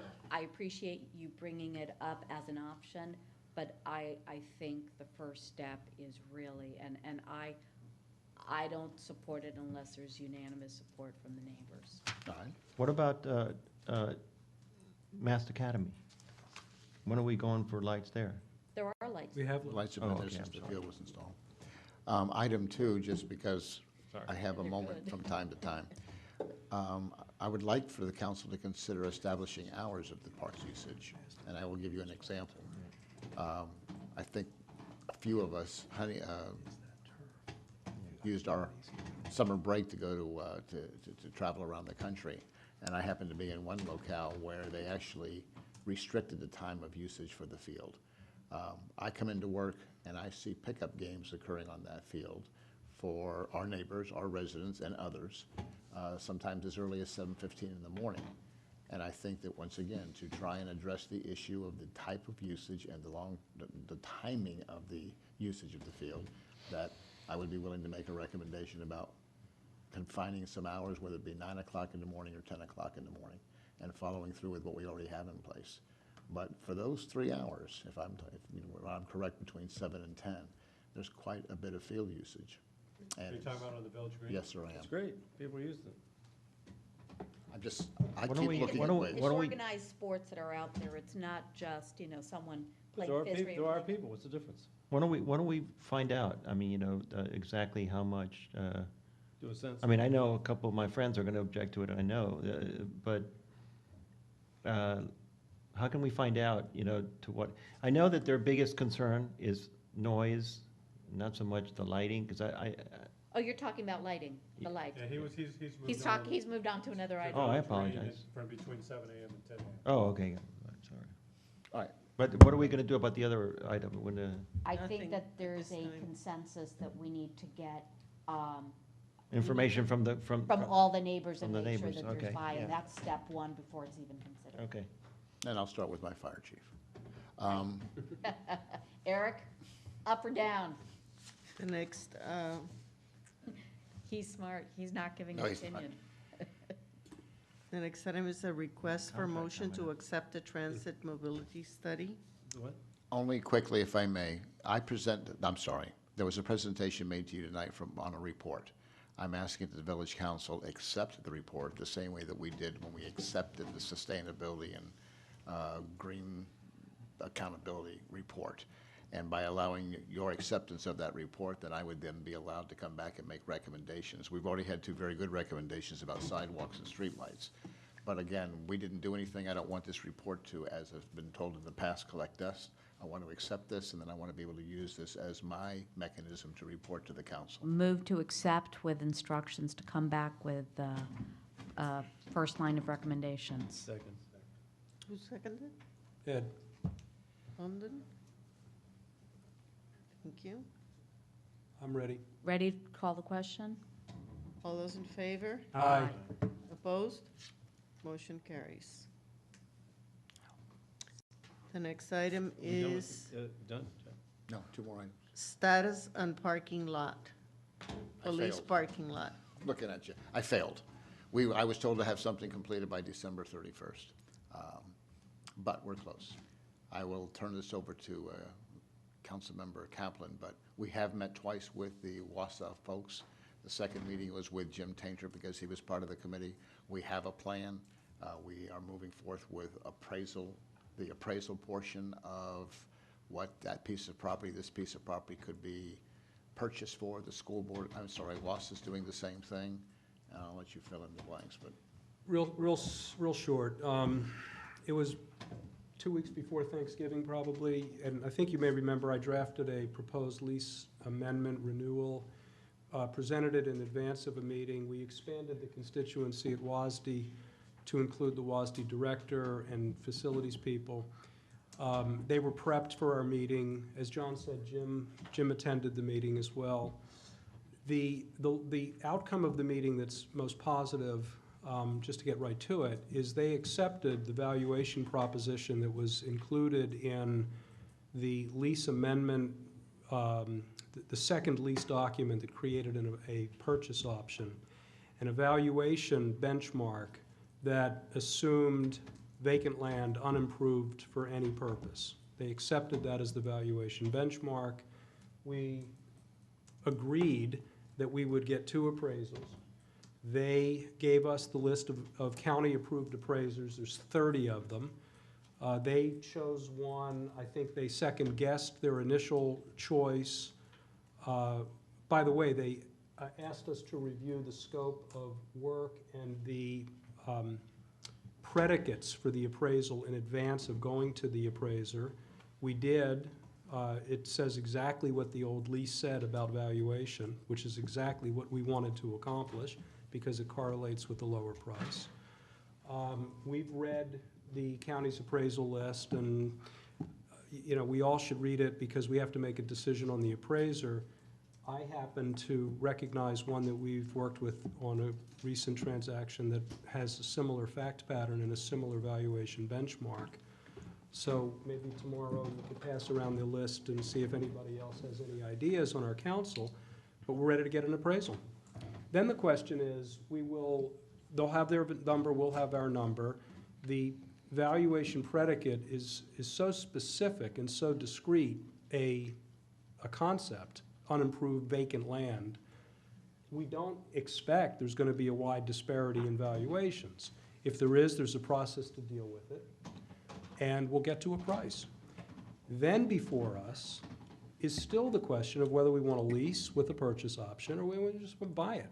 And their preference is to simply buy it, but we can negotiate this if we choose to and do either way. So Right. that's where we are. What are you looking at in terms of a time frame? The appraisal could be a month. The Dade County's appraisal asset unit meets on January 20th. And we need to go ahead and, because the turnaround time was less than a week. So let's try to get them for that meeting and Frank, is this the highest and best use appraisal? No, it's a vacant land, unimproved, now and forever. Now, in other words, you can never build anything on there? That's the assumption on which the appraisal must be made. So there's nothing you can use it for? It's vacant land. I understand just for the appraisal. It has nothing to do with our use. It has nothing to do with our use. Okay. Go with it. And by the way, it's Go with it. It's not even, this is nice, it's not even assume it's a parking lot. It's assume it's vacant land, unimproved. It can never be improved. Then it's not worth anything. That's worth nothing. No, Worth zero. it's worth something. A little bit. It can't Can't be used, it's not worth it. It's gotta have. Land has to raise crops, grow trees, or support a building. Land has, You can't- land has intrinsic value, but the appraisal on this property is not taking into account an income stream or a cap rate or anything else. Or what you can do with it. It's not It's taking not into zoning. account what you can do with it. It doesn't take into account zoning allowances, and that's the instruction to the appraiser. Yeah, If, unique appraisal.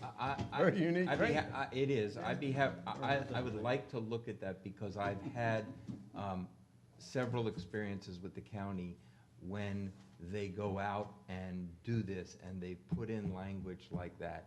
And undoubtedly, their appraiser comes back completely different than your appraiser. They have a completely different perspective of what their job is in valuing this thing. So I do think it's really important that it's very clear what the instructions to the appraiser are going to be. Fair enough. Because I've had one for Deering Bay, which they leased their golf course, and then there was a whole issue. It's vacant land, except that they then, because they then improved it with a golf course, and the county said, oh, now it's an improved golf course. It's still vacant, but you guys have a golf course on it, so now it's worth X. And by the way, you have a Arnold Palmer golf course, so it's actually worth 3 times what a regular golf course would be. And they're just supposed to be doing it as vacant land, but somehow the county had the Parks Department do this appraisal based upon some new theory. So I think you're right to be concerned about it. I'm happy to look at it briefly for you. I don't think it'll take much, but, It's that. okay. Okay. So I think what we could do is ideally come back by the 26th on the Okay. next meeting and have more. Can we put it for discussion for the? Do we have to for the- approve hiring an appraiser? I don't think you have to approve hiring an appraiser. It's within the manager's discretion. It'll be below what's, my allowance for Okay. discretion is. So we'll Would be move forward. useful, though, if you could take a look at the I'll list. be happy to. Who is more important than how much? We look at the list, it'll be circulated tomorrow. So we had the conversation with Please. the county included the proposition. circulate You understand what this valuation benchmark is, right, Director? Yes, we understand. That's our, Who That's- understands it? the director of the WASD. Okay, well, we don't have to go through this, I'll work on this with you, but the appraiser is going to determine fair market value of a vacant parcel, which is exactly what they're doing, as though it was unimprovable parking lot. But they're gonna consider what it may be used for. That's what I asked you. And that's gonna go to That's the highest and value. best, highest and best use. No, they're gonna look at what it's zoned. That's highest and best use, topography, It's zoned- and it's zoned economics. The government. three things. Some They determines are going highest to best use. evaluate it based upon that, yes. Yeah. It's not gonna, just because it's vacant and unimproved doesn't mean much. No. Every It's vacant. not that it's you can- vacant and unimproved now, it's assuming that its valuation for the snapshot in this time. Yes. This slice of time. Yes. It is unimproved. That's correct, but you still have to value it based upon what it can be used for. That's what the appraiser's gonna do. He's gonna say, it has zoning to put up a 10-story building, so the value of that property is $8-10 million. And here's the, Hypothetically Yes. speaking. What is what is the zoning on that? Government. it's zoned here GU and it's Okay, zoned there. so then the question is, if it's zoned for governmental Yep. use, Right. what, Community what is the facilities. value of it as Exactly. governmental Yeah. property? Right. So it is gonna have value. Of course. It'll have value. If we can put a big governmental building on it, it's gonna have the value of that building or the right to build that building. Okay. So look at the appraisers, All right, great. look at the scope. Let's do it. Move Let's on. do it. Okay. Next item, please. Mr. Manager, your next item is update on live streaming and chamber renovations. Prepared names. As promised, the live streaming is now fully functional, providing the ability to view meetings live on your mobile devices. That was my first benchmark for early January. Beginning tomorrow, the 2-week process of changing over the council chambers to new technology will begin, and you will be sitting in a different world at the next village council meeting. We're gonna look better, right? Apparently, we already do. Some can, I don't know if anything's changed, but I've been told today's stream is already improved. Oh, good. Yeah. Thank you, Mike. I'm finished, thank you. Weren't you what's happening to the community center? That's not the next item on the That's- agenda, excuse me. That's not the mayor's manager? We go back now to mayor and council members. sorry. I'm sorry, Councilmember London. My fault. Madam Mayor, did we already take care of item 11A1? No, we have not. FP&L interruption of power caused by trees near power lines, need to inform residents and take appropriate action as soon as possible. Mayor Lindsay. Sure. In response to complaints by residents throughout Key Biscayne, but mostly Mashta Island, and also, I want to say, at LaFar, FPL did an assessment of what was causing blackouts and brownouts, and they confirmed that it is their ongoing problem of vegetation that is interrupting the power lines and interrupting service. They have asked that we communicate with our residents that they are willing to clear the vegetation, and they are asking for cooperation from all neighbors. My understanding is they currently have a list of 93 addresses where they have identified trees, and specifically mostly palm trees growing under the power lines that are causing interruptions in the power lines. So again, They are willing to clear the vegetation. They're willing to make certain removals if needed. Residents, this is for the improvement of our power service, so please cooperate, and please understand that you will be notified by FPL with this service. But in addition to this, we do recognize that we have some bigger structural deficiencies in the system.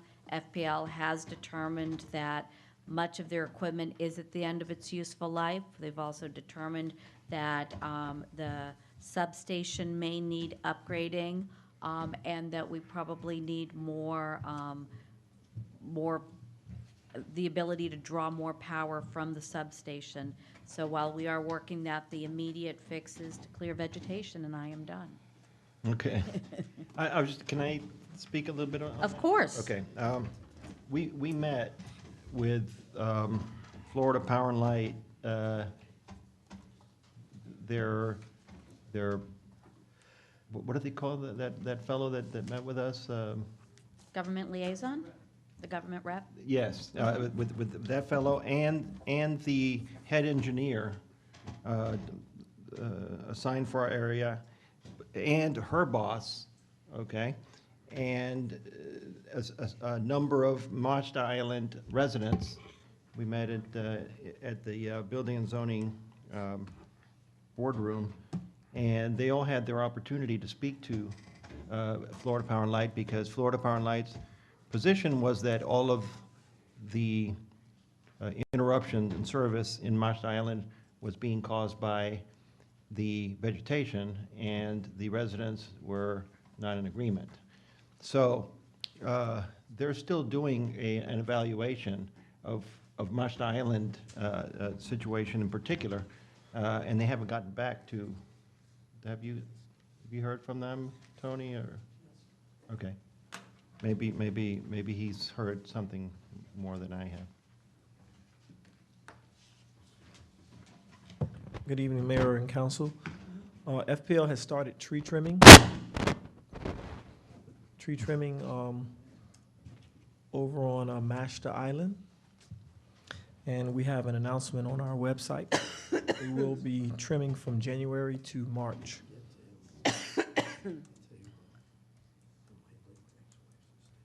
So right now, they are on Mashta.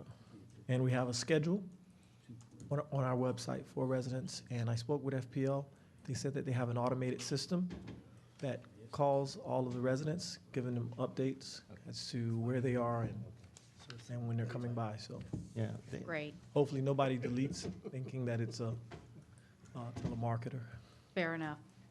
Thank you very much, Tony. And I have to say, just, Luis, I concur with you, and my understanding is their first line of defense is doing this massive tree trimming, but they also recognize, without pointing the finger and taking the bullet, that the substation needs to be worked on, and they recognize that the distribution of power that was, they're still on the same grid that they were 60 years ago, so this is an ongoing issue, but in the meantime, immediate relief from the power lot, from the tree trimming. Yes.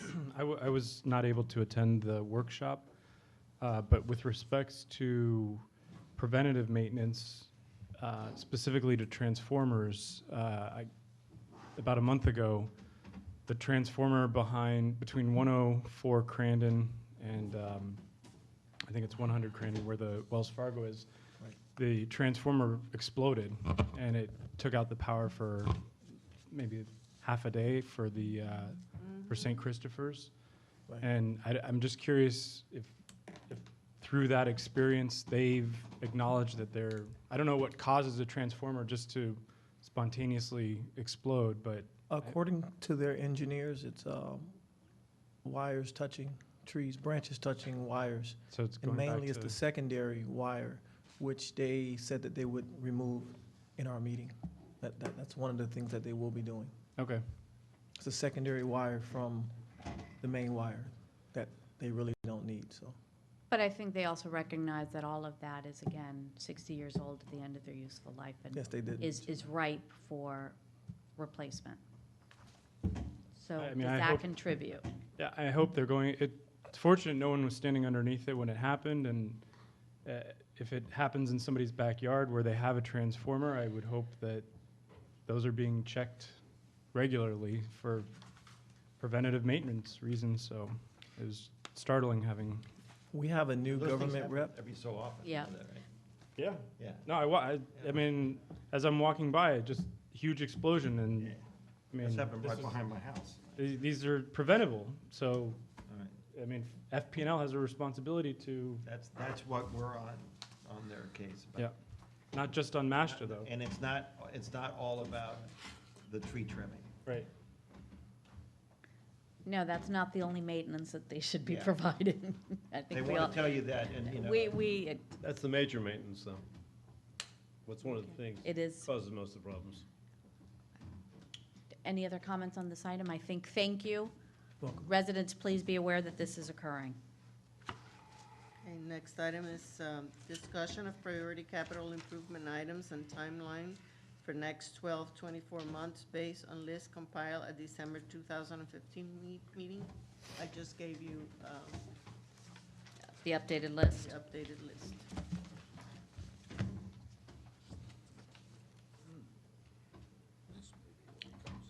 This is based on the workshop that we did have on December 1st.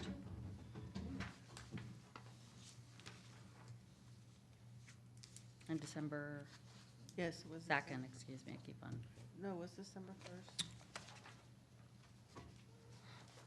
Oh, I'm looking at last year's.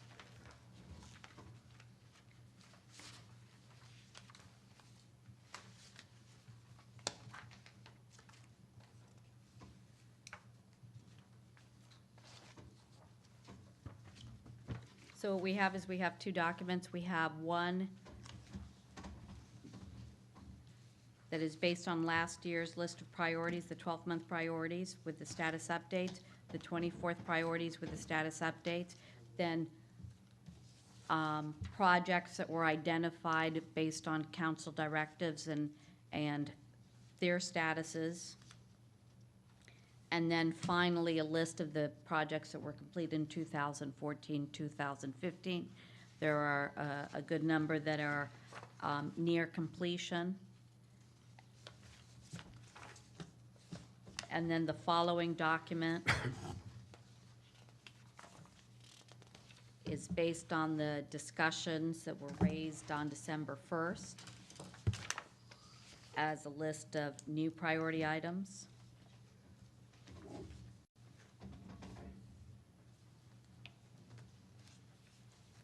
How would you like us to rank?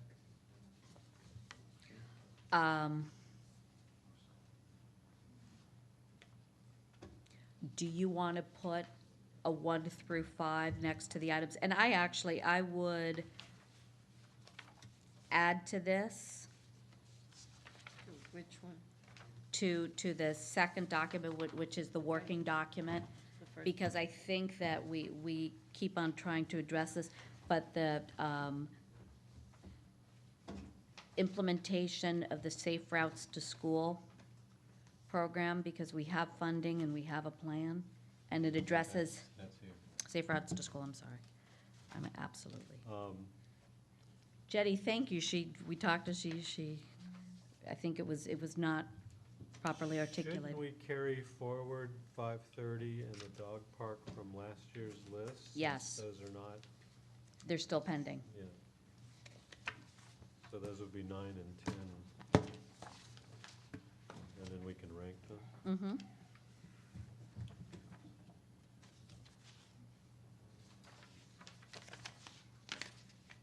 You said 5:30 and the dog park. And right? dog.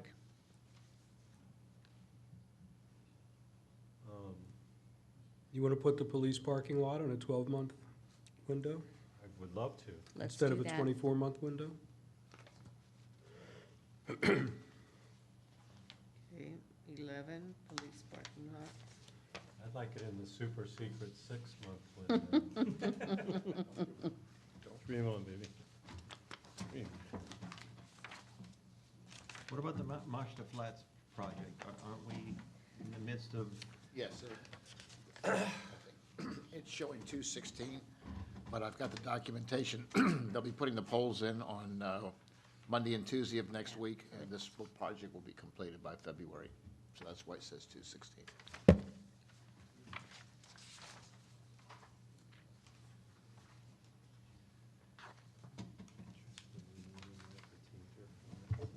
I would love to do that. I would love to do that. Great. Yep.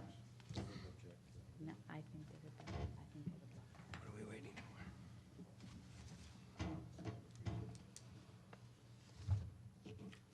for? Earlier, when I brought up the sidewalks and the streetlights, Oh, yeah. you wanted to postpone it onto this, Myra. Right.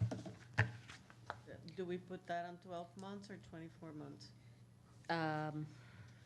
Sidewalks and streetlights, let's do it on the 12-month, absolutely. No, but that was not my question this. My question was, do we want Judd to come back, give us an idea how many lineal feet of sidewalks we're talking about, and how many lights, approximately what we're talking about as far as cost goes, see if we want to do it and move forward?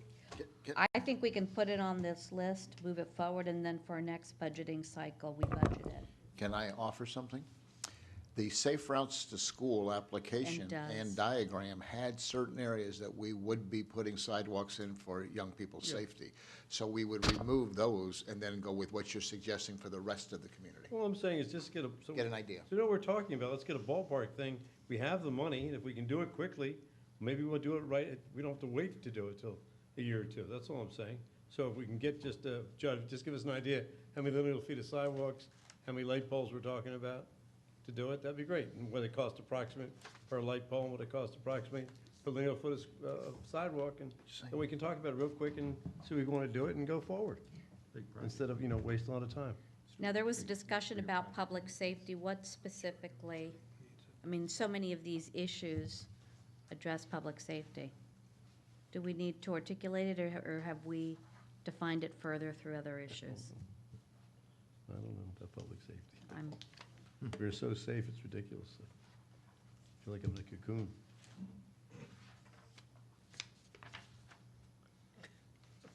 Did you just, in your notes, Myra, eliminate public safety? yeah, I just did. It's meaningless. It I think doesn't say no, exactly. So eliminate parking. What public about the safety. crossing of Crandon? That is going to be safe routes to school Okay. So we eliminate public safety, Madam and Mayor? street, public safety, because I think it's been put into other categories. Okay.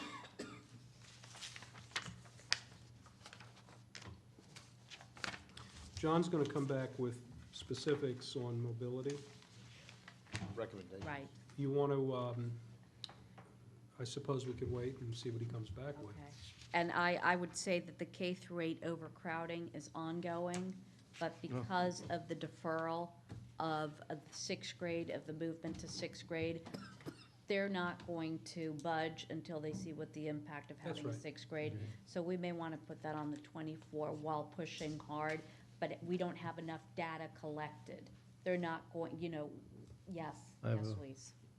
Go on. And then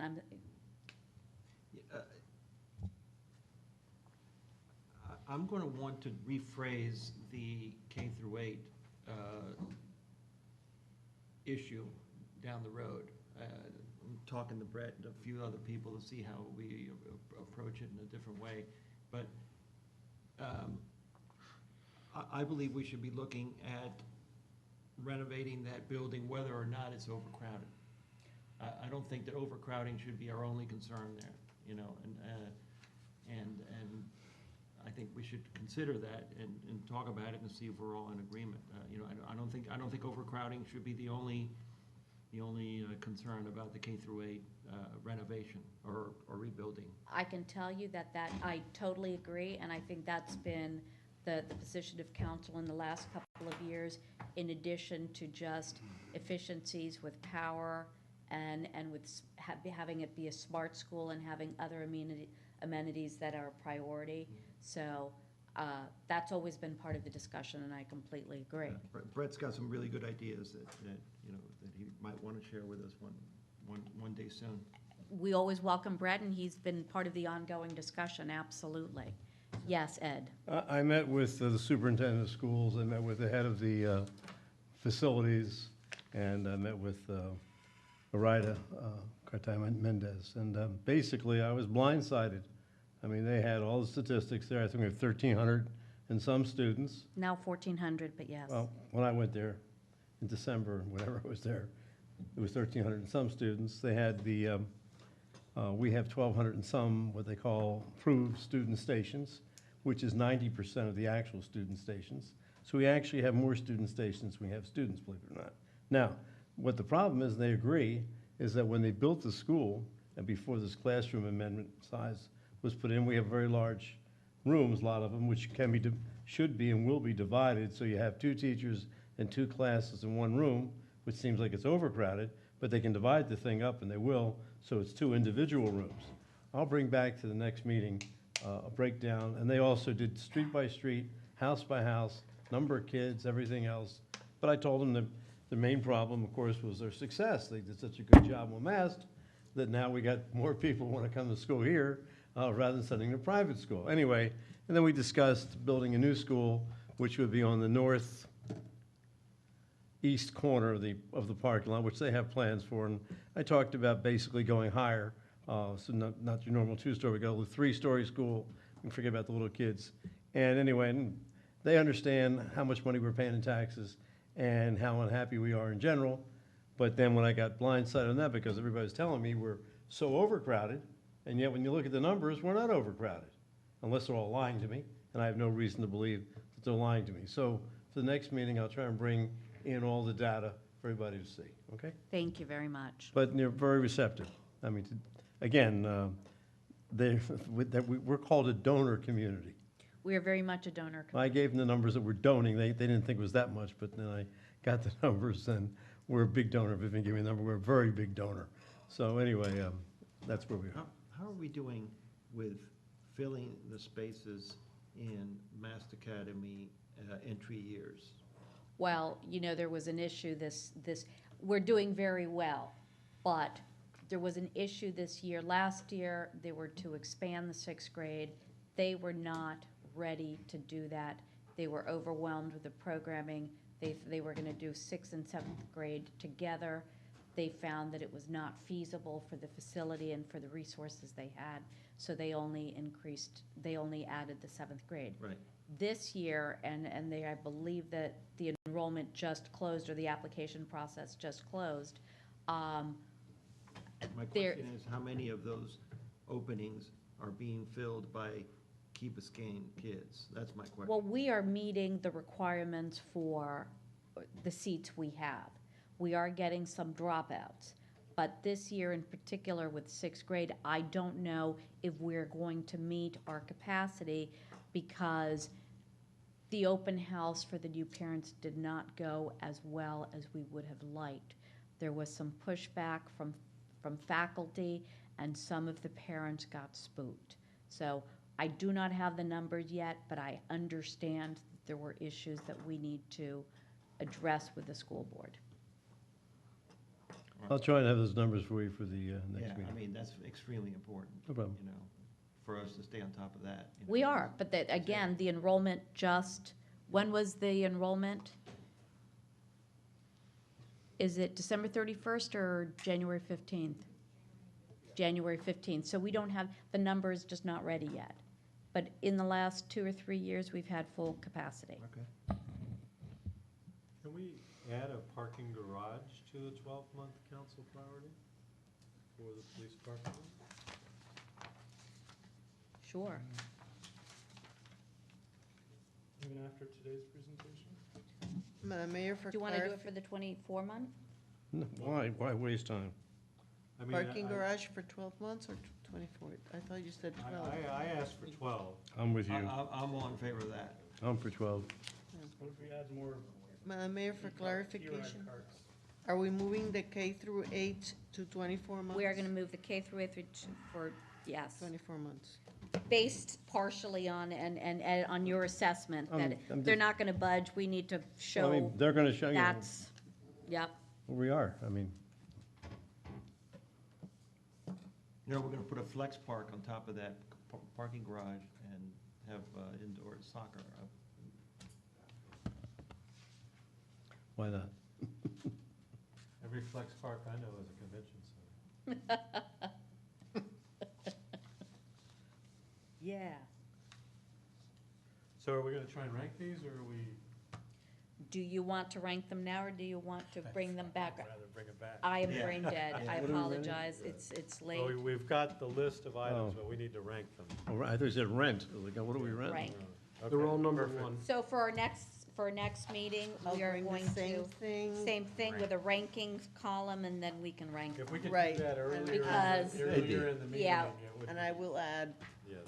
Good idea. what we added today and what we changed. I just don't think, I think we're out of practice. Good judgment. I Okay. think we're a little out of practice. The next item is update on Marine Stadium Park litigation about show status. Mayor Lindsay. Sure, just an update for, pretty much for our residents or constituents who are watching, what is going on, update on what is going on over at the Marine Stadium Park, December 15, 2015. The Miami-Dade Commission approved a Durham Class 1 permit for a 2-year period with over 65 conditions, and the boat show was allowed to put a semi-permanent marina for 833 slips.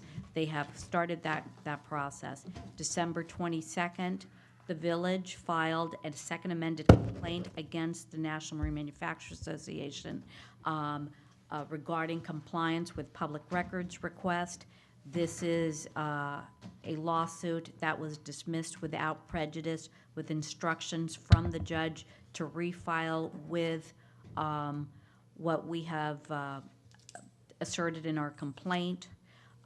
December 28th, the U.S. Army Corps of Engineers issued their permit with, again, a significant number of conditions.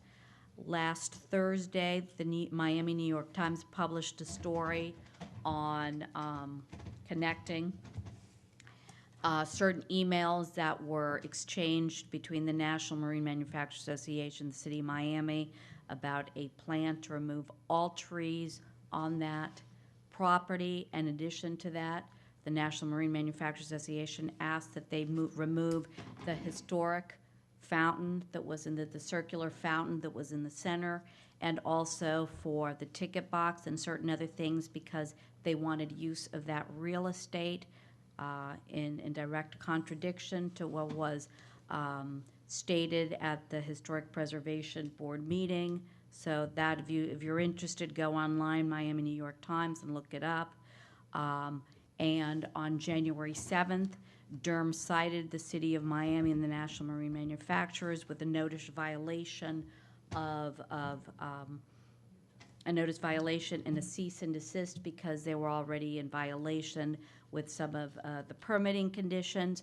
So it continues, and we are concerned, and we are hoping that we are proven wrong, but so far that is not the case. So we move forward with litigation. Would anyone like to add? Sorry, Dr. Kelly, and then Evelyn. I'd like Yes. to propose we do away with our public relations firm at this point in time. I think it's a waste of money, $8,000 a month. I'd like to visit that maybe next time and think about it. I don't love the way it's been handled, but I'd like to think about it. I don't think we're getting value for our money. And certainly not getting results. It's hard to know whether, I don't much like the content. It's hard to know whether there'd be better results with different content. It's one of those illogical, trying to prove a negative or something, but I'd like to think about it, if we could talk about it next time. Please do, and please bring some examples, because, yeah. I'm not ready to discuss it right now. This is I'm not either, and I don't know that I agree. But I certainly do want to discuss it. I think at some point we need to bring this dispute to a boil and let the chips fall where they may. I'm hoping that when we have the motion to dismiss hearing, we can finally, I'm hoping that they deny the motion to dismiss. If they deny it, they'll have to respond, and then maybe we can set the case for trial and then get to the point where we can, you know, either try the case or be much closer to a meaningful settlement. But, you know, this constant, you know, aggravation and drain of money and things that, you know, at some point, we need to put an end to it, you know? And I want to bring it to a boil, you know? I think we all do. Litigation is a process, and it's not a slow, Yeah, but we haven't it's been not a pushing slow it process. as hard as we should. Have they made the motion to dismiss, or? They filed the motion to dismiss back in March of last year, so. Guys, at some point, we have to worry about litigation strategy. When will that be It's heard? appropriate. March of this year. So at that point in time, if we're Yes. dismissed, we're done, is that the way it works? No, well, no. No. Then you appeal it? We amend. You have If they a dismiss, million then you appeal other, it? you can appeal, you can reallege, you can amend your complaint. It's If litigation. they dismiss the complaint, we will amend the complaint, I and they'll see. have another period of time, 20 days, within which to respond. They'll file another motion to dismiss, and we have to have another hearing on that motion to dismiss until eventually, hopefully, maybe this time, we'll have a complaint that survives, and if it does, then at that point, we can Or it's- shortly thereafter set it for trial. Or it survives on the first challenge because we won the That's- complaint that's what- against that's what I'm the hoping. Miami Seaquarium. So there's all sorts of I scenarios. just don't know how it works, that's all. Yeah, no, I mean, it's a process. It's a I'm hoping that we dance. survive it now, and that we're able to get the case for trial. But if Okay. not, you basically file another motion? another Absolutely. complaint? And there are other people who want to, with other entities who want to file. So Dr. Kelly, Two things. One is that I took a boat trip into the basin this past weekend, and they're working at incredible speed. You can't imagine how fast they're putting these docks in, but just while I was there, a manatee raised his head, and they have a big... Was he crying? He appeared to be. And Yeah, Mike did hit you him. take a picture? No, Mike he hit him. dove before I could get a picture. But Mike hit him and blamed it on them. But the contractor has a big "Be careful of manatees" signs up because they don't want to hit one. Of course not. But think what's going to happen when all those water taxis are rolling through there. Oh, yeah. It's much bigger than I ever thought it was gonna be. I mean, But the other point I wanted to make is all of us are frustrated by what seems to be an inevitable possibility of this boat show being there. But let's not forget how much we've accomplished. This was going to be a 10-year deal that we really had no say in anything that was happening. The shortest permit now that they've gotten is 2 years, which is really, and we've created so much resistance that I don't anticipate that the worst case scenario now is that they're here for 2 years and then they go back to Miami Beach. I really don't think they're going to want to continue this litigation and fight with us and reapply for more permits to try and extend this. So what would have been an ongoing convention for 10 years has now been reduced to 2. And I think that's a huge accomplishment that spending all this money has accomplished, and it could even be 1. You know, it may very well be that the horror that will inevitably occur when this boat show takes place in February will create so many venues that they won't be able to hold it the following year. Unfortunately, our residents are going to have to go through that this year. We haven't been able to stop. We will see it. But Dr. well, Kelly, thank you for articulating that so nicely. But I'm leaving town. And, and I'm not kidding about that. You coward, you. I'm leaving town, and I encourage all of our Well, residents. I'm certainly not going over the causeway doing that. Mayor? Either stay on the island Right. or leave town. Mr. I'm Kaplan, traveling by boat. Mr. Kaplan, and then, I'd only add, don't forget the Flex Park. We've got other issues. well, and that's why, that is the bigger This isn't challenge gonna and go the big- away for a while, and we're gonna fight the fight. And as far as the Flex Park goes, I don't see an end to this until we're successful. No, And that's why it's the worth boat the fight. show may go away. There's going to be something else that wants to take the place in the convention center that they're building. Well, they spent $4 million. Exactly. I mean, they're definitely bringing whatever they can, Well, they're gonna try, but Try. they're gonna try. Okay, We have one more item on the mayor and council, but the village attorney needs to say something regarding I need some direction quickly. yes.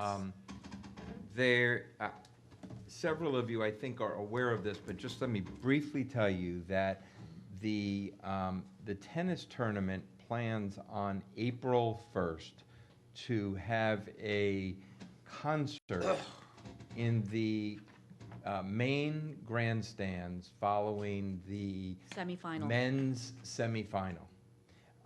It's a separate and distinct event. There are tickets being sold for the concert.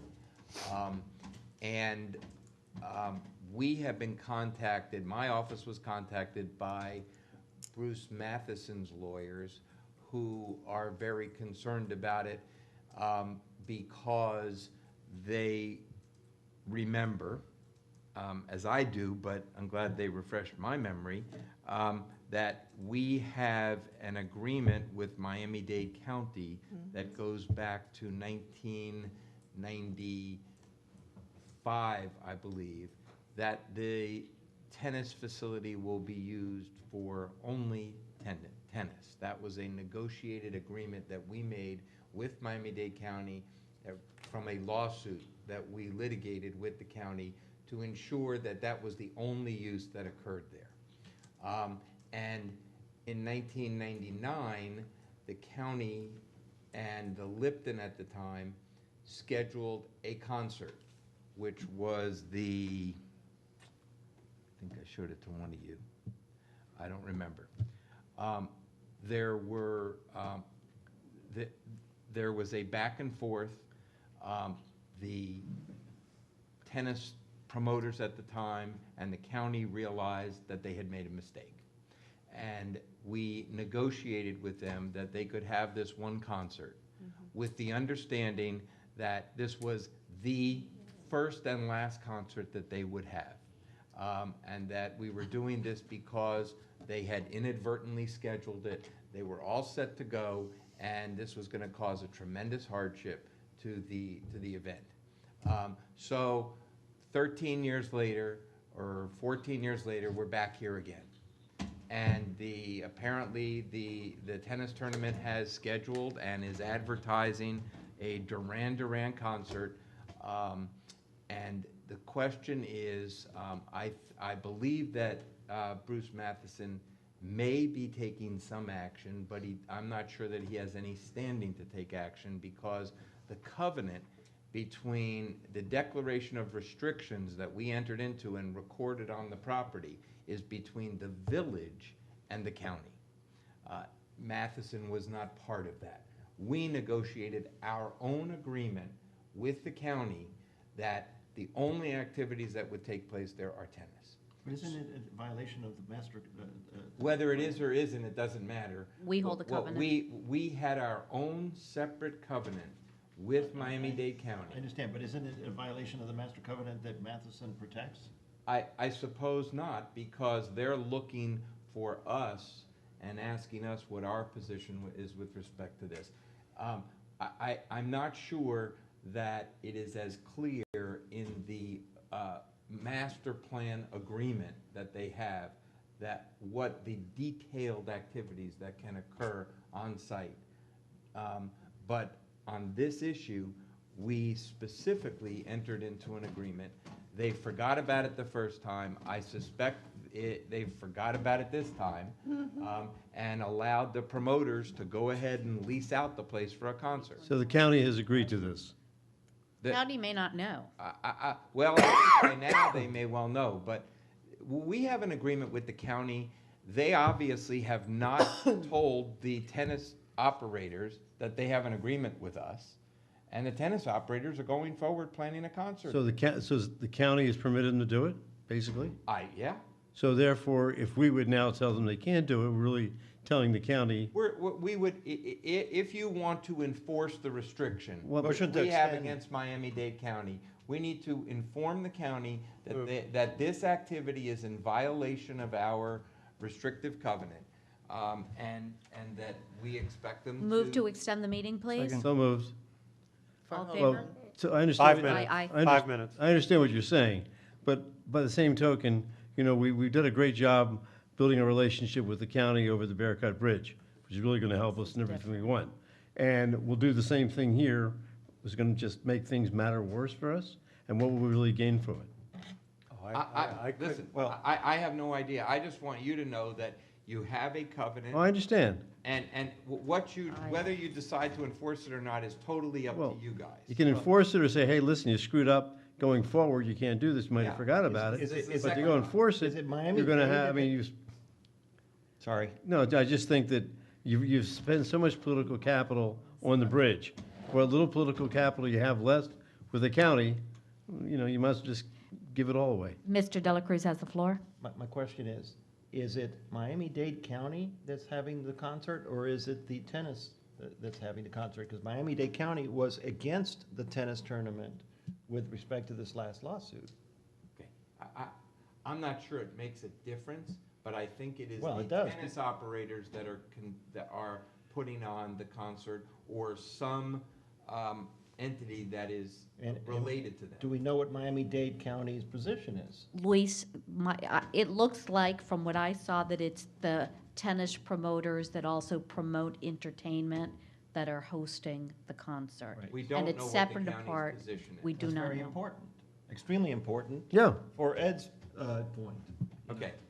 I have no doubt that their position is going to be supportive of the tennis operation, but we could find out that it's not, and maybe we just bring it to their attention and they'll just shut it down. Mr. Kaplan? There's a difference, we have to bring this up. Yep. We can't sit on it, we can't waive it, you know. but Otherwise, there's a we're opening difference up. between bringing it up and seeking to enjoin it. That's a different decision. If it's been advertised and if they're selling tickets, it's kind of where we were in 1999. But it started, the advertisement started today or yesterday. It was not up on Friday. But we can't sit on it, we have to. So then we have to, better to say, hey, you know what? Guess what? You can't do this, then debate this for 3 weeks, 6 weeks, and then want to act. I mean, we need to give Steve clear direction.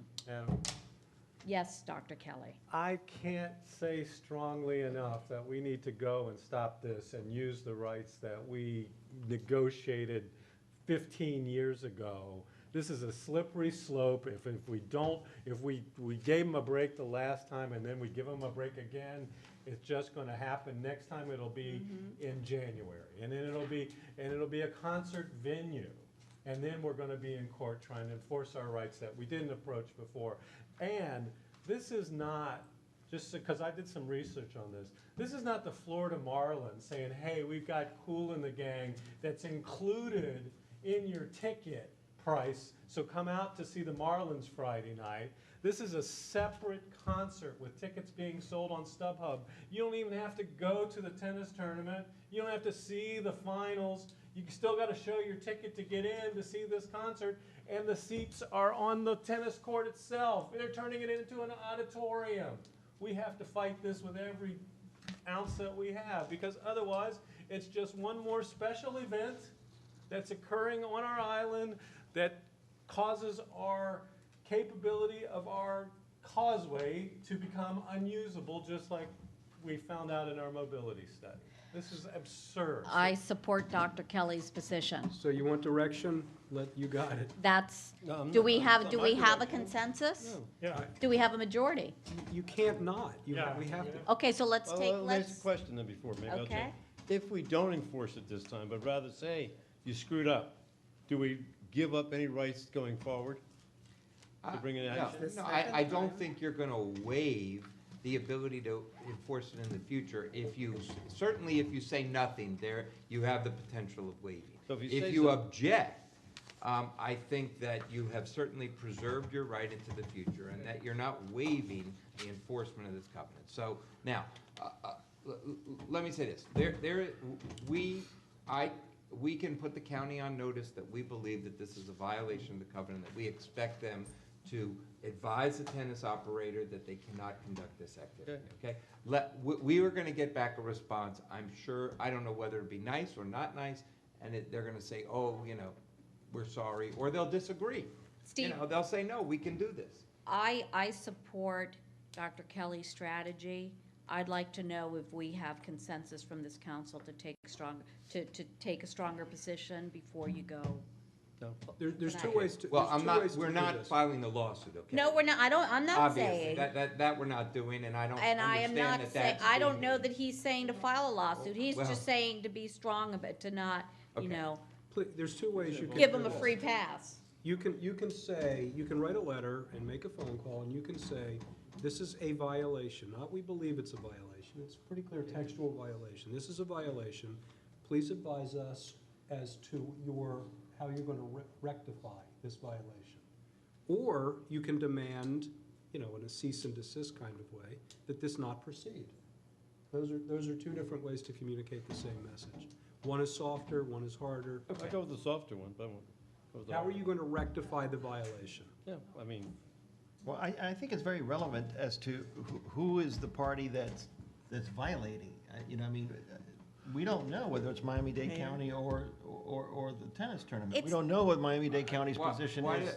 Oh, that's It's true. the tennis tournament. Well, if Miami-Dade County's position. Well, we don't know what is- Miami-Dade County's position is.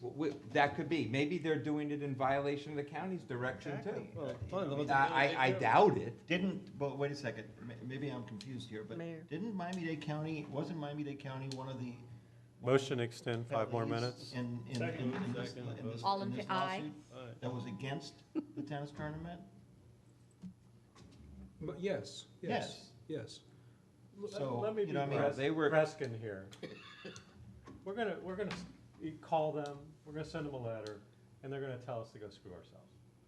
They will. This concert's already established, we've already sold tickets, go screw yourself. And we're gonna be faced, as we always are, with the decision, do we go to court, or do we just roll over? This is what this is gonna, Well, we can't it's roll the over. same. We can't same roll s- over. The same scenario can't roll that I over. outlined back when the whole boat show issue came up. This is how these governments work. And if you don't stand up and fight, they're just gonna roll over, and they're gonna roll over this community like they've always done. And if we really wanna stop this, we need to put some teeth behind it and go after them. I'm all for making a phone call. Maybe they didn't know that this promoter was doing it, but I guarantee you, they're not gonna call up their promoter and say, hey, we made a mistake, you gotta call off your concert. It's not gonna happen. If we wanna get something done, we're gonna be faced with the solution of the courts. That's it. It's not complicated. It will be the scenario we'll go through it. Either this council will say, yes, we're gonna go to court to stop this, or this council's gonna say, no, we won't. But that's all this, Okay. those are only choices. It's not so Let's see what the complicated. response is. It will likely be exactly what you said, but let's see what it. And the so response are you gonna need a special session from us, or No, can you get? no, I don't need anything from you. I think I have clear direction, and I will handle need a it appropriately, consensus somewhere by between vote? him and him. Okay.